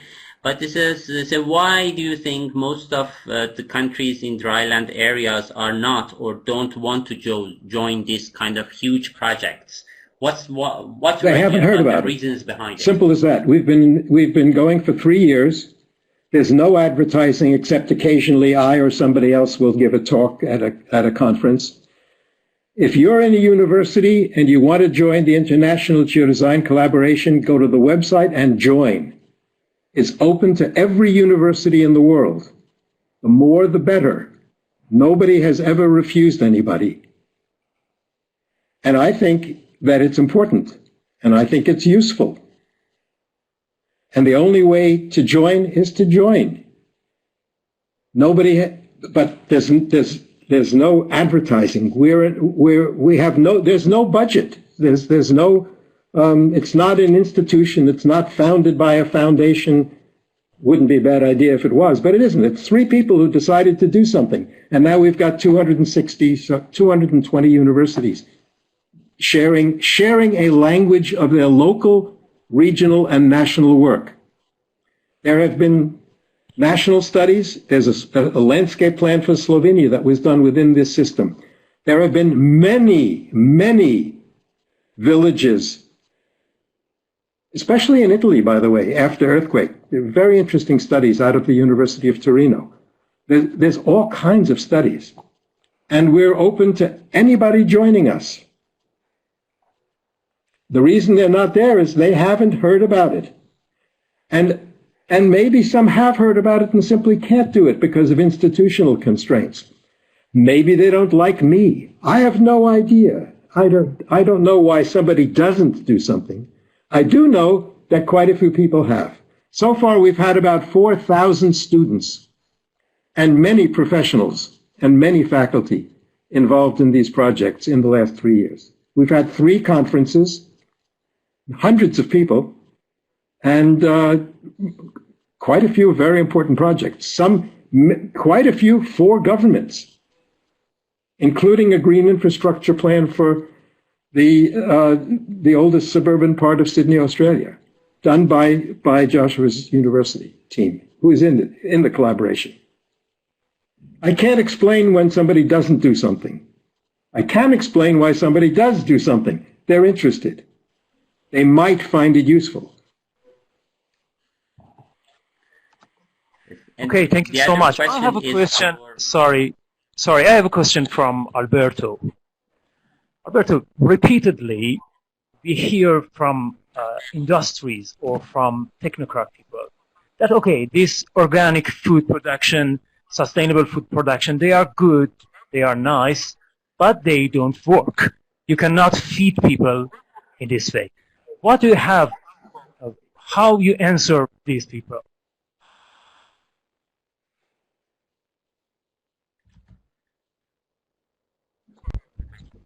Please turn on your mic. I'm not sure I am the right person to explain, to give an answer, but it's possible to look at a lot of different experiences around the world. Now, when I was in the Netherlands, I was running a training course for practitioners, and I had the opportunity of working with very, very good professors working with agroecology. And so by doing that, you see the different type of approach that agroecology has in respect of agro-industry. But there is one particular issue that is extremely important, that agro-industry is the one that is funding the research about agriculture. As the main, one of the main goals of agroecology is to make the producer, especially poor country, as much as possible independent from the input market. So who is going to finance the research about agriculture? Because who is really if I start convincing people that they can produce well without input and that they can sell well by making short chains, etc. I'm not for a unique model. I always think that a mixed model with a lot of different approaches is the best. But if I convince them, who is going to make money out of it? Nobody. And so if nobody is making money out of it, nobody is funding the research. And you've seen that industry like Monsanto or many other of these huge companies, they invest more money themselves in research than a country like the Netherlands. And the Netherlands is already one that is investing also in research related to agroecology. So I would say this is one of the things that agroecology needs a lot more research. And then another issue is that there are a lot of experiences around the world. I show the picture of this farm in Argentina, but there are in Brazil people growing sugarcane with agroecology. And the results are extremely good. And then the result of agroecology must be seen in the long term and might be seen the multiple results. Not only the production of the cages of crop in that area. Also because often there are many crops together. But anyway, it's a very huge discourse. But one important thing is this issue of financing research. Because when you finance research, then research can go more in depth. It can show proof that this is working. But just a very last thing, I work a lot in Africa. When in Africa we talk about agroecology or organic agriculture, we are not talking about the agriculture by default done by the poor people that don't have access to input. We still talk about agriculture done by people that know how to make the best use of nature. So organic agriculture needs a lot of knowledge, much more than adding input in certain period of the year. And is a knowledge-intensive type of farming. I stop here, otherwise I never stop. Thank you so much. So Mahdi, if we have other question, we have a question from Mr. or Miss, I don't know, Pat Green. How would the small islands developing states fit into these discussions? Recall that Caribbean nations historically were fed by the world.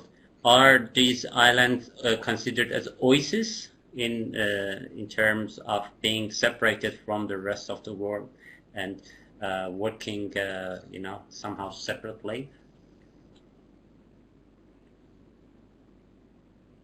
I think it was my understanding of the question. Yeah, the question is a very reasonable question, but it's too late to think about it that way. There's no place on the earth that isn't connected to everybody else. This is fed the world, not fed by the world. Fed the world, provided. They fed, that's right. I read the question. It's a very reasonable question. They did. They exported. They were not islands in their food system as Alberto described it. They were part of a global system, at least cross-Atlantic.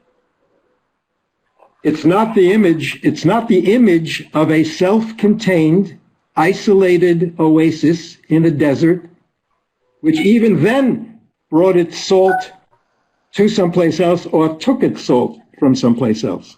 The Roman image that Alberto showed was very useful. It was very important. They weren't isolated.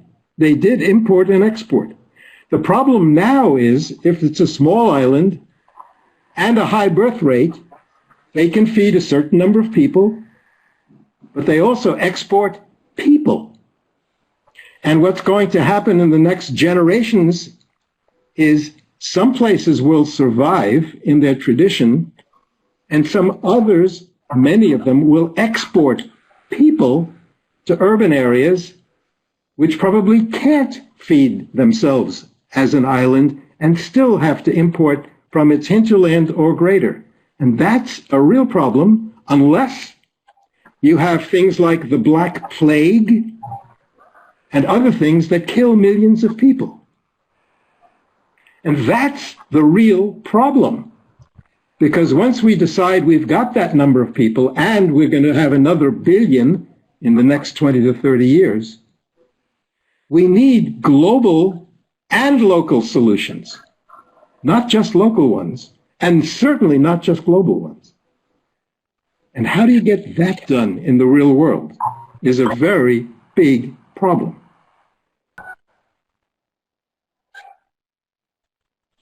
What else? Thank you so much. I know that there are many questions here, but we need to move and go to the next part of the program.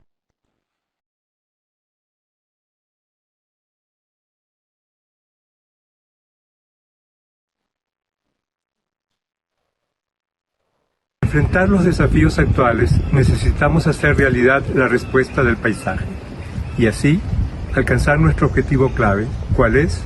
Integrar la resiliencia ecológica con la social. El paisaje es una oportunidad única para fortalecer la resiliencia en todos los niveles y escalas, ya que cubre todas las formas de biodiversidad. Il paesaggio rurale racconta la nostra storia, l'evoluzione tra l'uomo e la natura. Per questo noi paesaggisti pensiamo che sia così importante, che sia il nostro futuro e ce ne vogliamo prendere cura. باغ‌های مثمر در ایران نمونه‌های عملی از رویکرد منظر به کشاورزی هستند که در اونها به لطف مدیریت انطباقی سرزمین بین اهداف گوناگونی مثل تولید غذا، تامین معاش و حفظ ساختارها و عملکردهای اکولوژیکی تعادل و توازن برقرار شده. では農村と都市の格差が拡大しています。伝統的な知恵やランドスケーププランニングを活用して農村の持続性をデザインしましょう。አፍሪካ ውስጥ ያሉ ሀገራት በከፍተኛ ፍጥነት ወደ ከተማነት እያደጉ ይገኛሉ። ከዚህ ጋር ተያይዞ እየጨመረ የመጣውን የከተማ ሕዝብ ለመመገብ የተለያየ መጠንና ዘዴ ያላቸው የእርሻ ልማቶች አስፈላጊ ናቸው። በተለይ ደግሞ የተቀናጀ የከተማ ግብርና አሁን ላለንበት የምግብ ዋስትና ችግር መፍትሄ ከፍተኛ አስተዋጽኦ ያደርጋል ብለን ስለምናምን ዋና ትኩረታችን ይሆናል።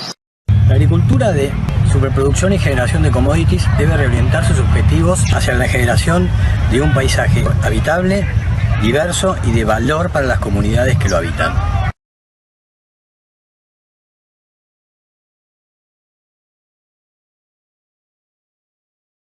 So, Oasis landscape would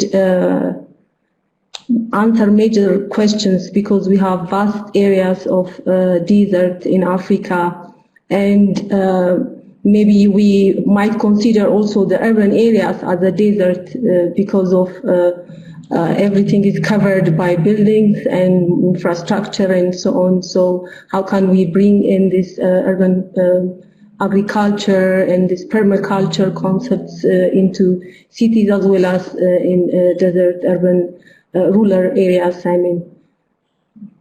So thank you for listening.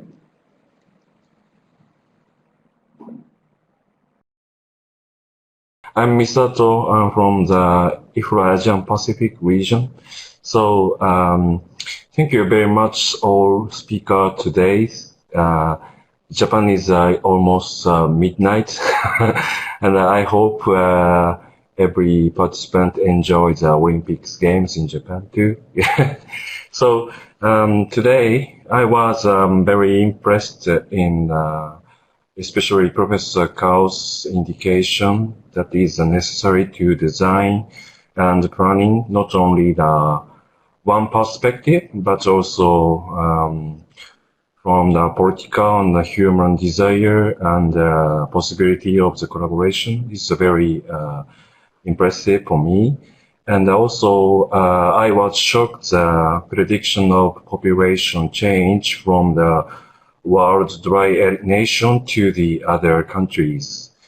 But I think it might be occurred because I just read book the summer of 1927 in United States, which shows a flat area, many countryside United States people moved to New York and the historical events. Yeah. And also in Japan, the population continues to concentrate in the city from the rural area. And unfortunately, many natural disasters occur in these rural area because infrastructure is poorer than the cities. And it's also encouraged population concentration in the cities after the 2011 Tohoku earthquake and tsunami disaster too. This is a population changing is a very important issue for the Asian Pacific region too. And today there are many discussion about dry environments. But on the other hand, there are many floods and landslide in many areas of Asian monsoon climates area, even Europe and the United States. So I think it is more important that some countries have to adopt both dryness and heavy rainfall. The both is important in our country too. So in this context, near future, I'll be making on archive about the work of the Japanese Dr. Tetsu Nakamura, who who has applied the traditional Japanese flood control system to Afghanistan water supply system. I think it is useful to discuss such kind of multifunctional green infrastructure, I think. Thank you very much for today's presentation by each speaker. Thank you very much. Right. But I think it's late and I have just a pair of thoughts that I want to share with you.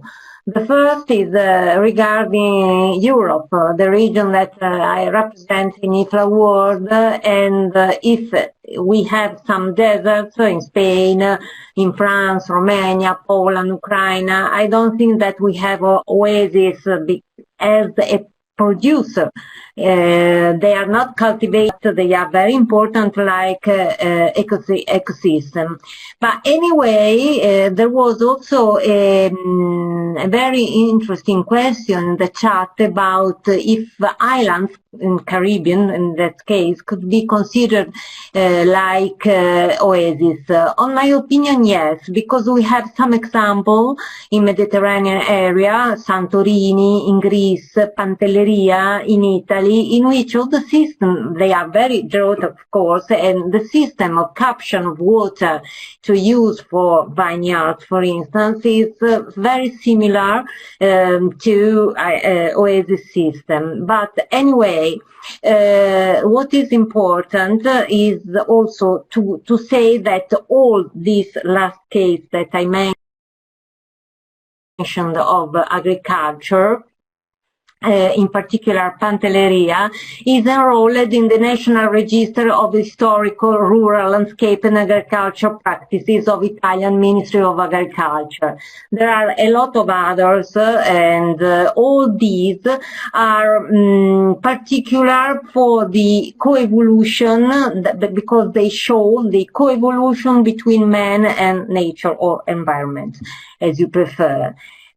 And most of them are cultivated by family farming, smallholders, and small farmers. And I think, and I want to remind to you that over that 50% of food in the world is produced by this kind of little small producers. But what is important and emerged in my job experience, that they are our clients because they are the designer of the landscape day by day, and we can help them to do it as best as we can, because our vision is related with ecosystem services, how production must be planned, how community lives in their places. Because for instance, working for the register of rural historical landscape that I mentioned before, or for GIAS, that is the initiative of FAO about global importance, heritage, agricultural system, working with the people, with the community of farmers, it's so important because they enhance their sense of belonging in the place where they live, and they get proud about what they produce day by day and the landscape that is the final product of their work. And I think that only landscape architects are able, even if they come from an agronomy background or architecture background. Of course, there is not the one-man band show, but anyway, the vision, the holistic vision of the landscape architect can help these communities create better and healthier landscape in which they can still produce, even if they are threatened by a lot of different risks, like the industrial and in the industrial agriculture or abandonment or of the climate change. In particular, I want to show you this leaflet that we produced as IFLA Europe Agricultural Landscape Working Group that we call Caring for Agriculture Landscape, because they represent cultural heritage, agrosystems and green infrastructure, traditional knowledge and practices.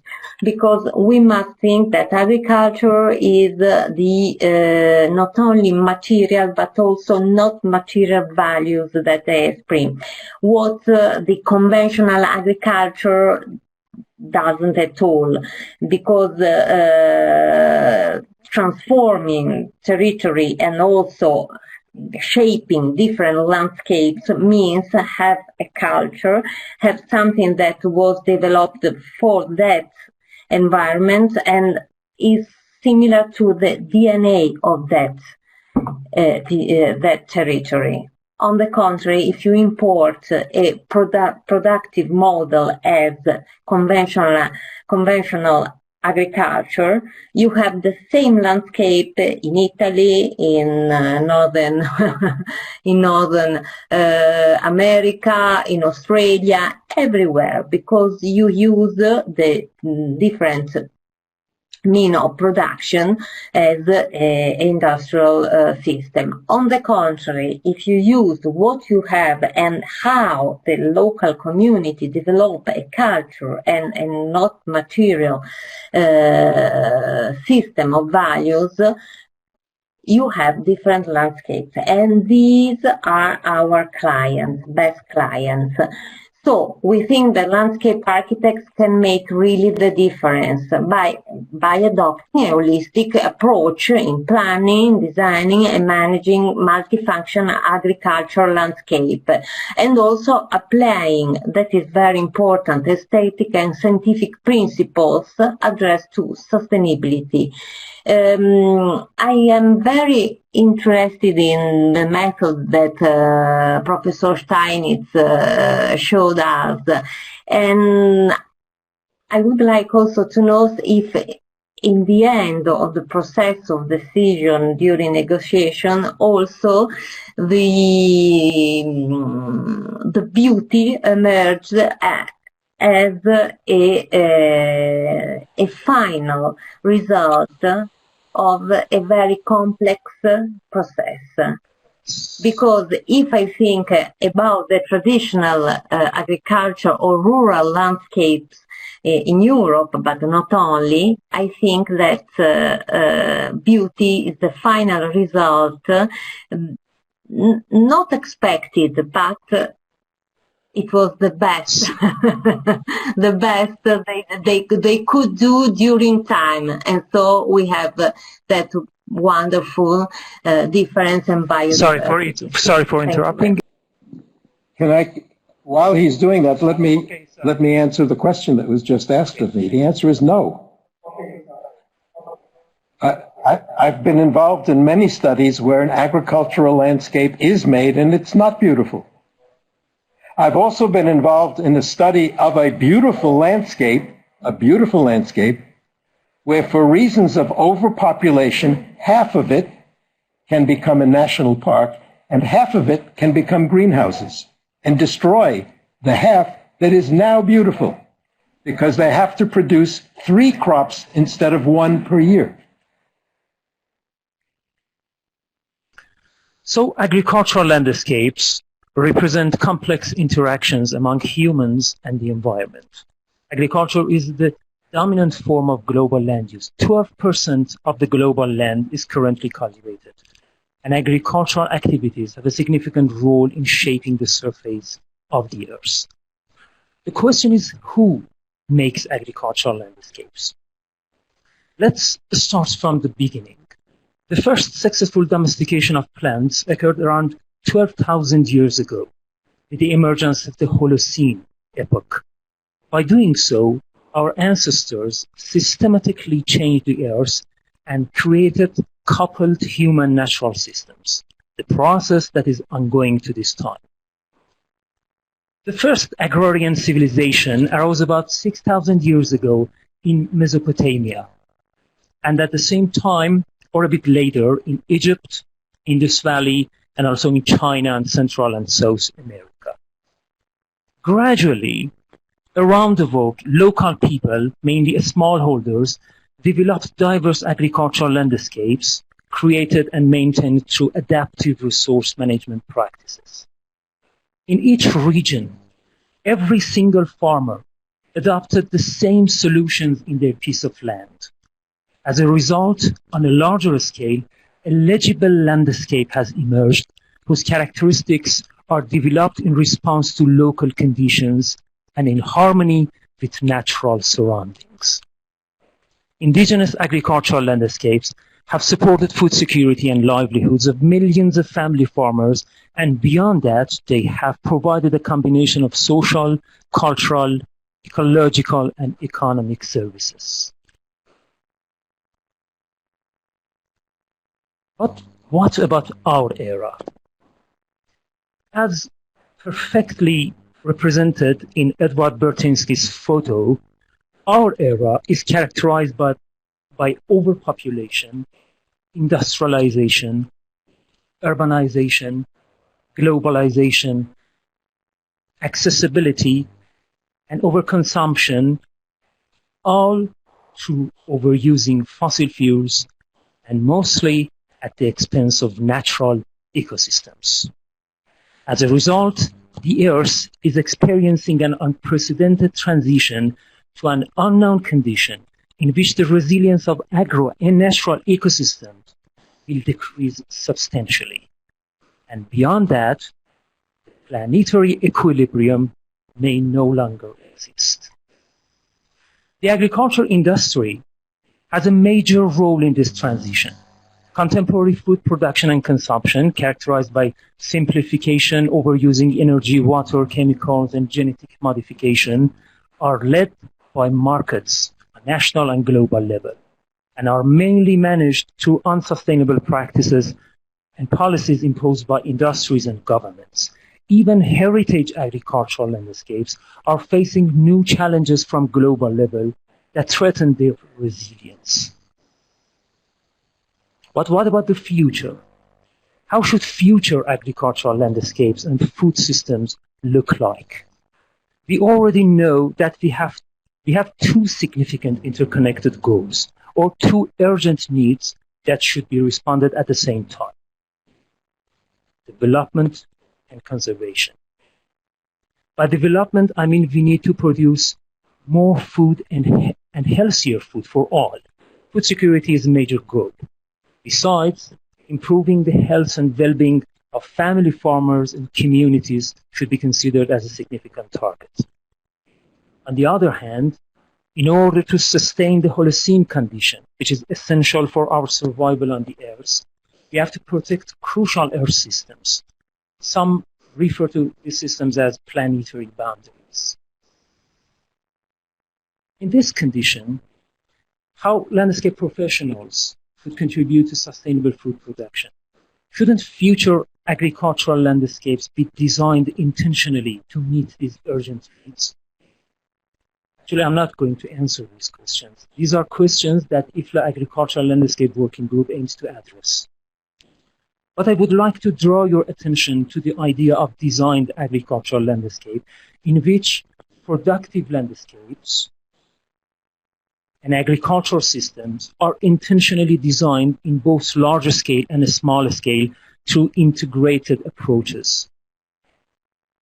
In order to support the multifunctionality of agricultural landscapes, such design should be multi-scale, multidisciplinary, participatory, and not top-down. A designed agricultural landscape provides solutions for protecting and increasing the resilience of both earth systems and agro-ecosystems. Furthermore, it creates opportunities to improve the quality of life of local communities and family farmers. Last but not least, it increases the food security for all. I believe that landscape architecture could contribute to sustainable food production through developing such integrated frameworks in a multidisciplinary approach. As the first step toward this vision, and through the OLA initiative, we are going to address sustainable food production in regions with extreme drought. IFLA OLA initiative will focus on how oases could contribute to food production security, what landscape architects could learn from oasis agricultural landscape as a large-scale landscape in harmony with nature. Finally, how landscape architecture could provide solutions for ecological and social challenges that oasis landscapes face.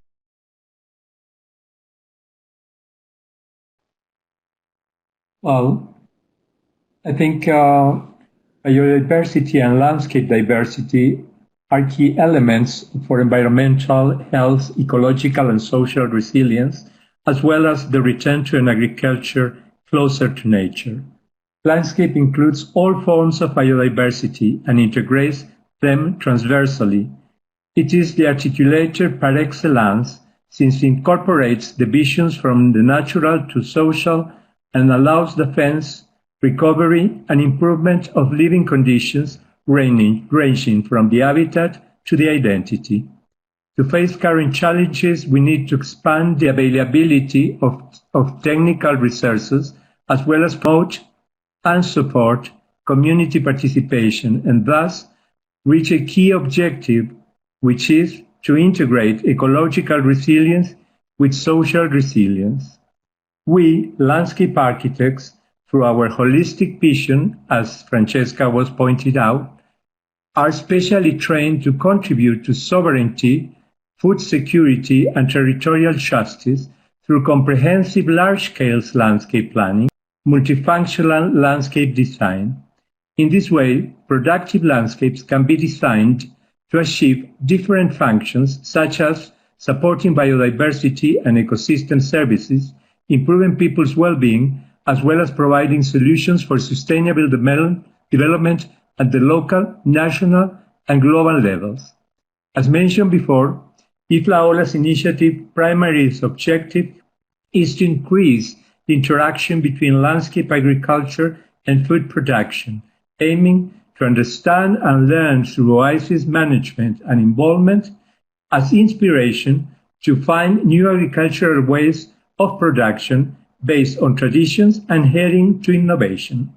Our working group pursues through the debate open today to promote actions and thinking leading to answers to issues such as how productive landscapes will support biodiversity and ecosystem services to improve people's well-being and provide solutions for a growing economy at local, national, and global levels, how oases could contribute to new ways of food production and distribution in favor of food security, what landscape architects could learn from oasis agricultural landscapes, and how can landscape architecture could contribute to ecological and social resilience of oases.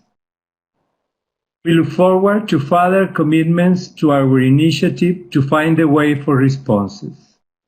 In this way, this first OLA IFLA initiative on land seminar comes to an end. 3 outstanding and enlightening presentations and the vision and concepts put forward by members of our working group allowed us to have the first round of dialogue and exchange as a starting point to move forward. Thank you so much for joining us.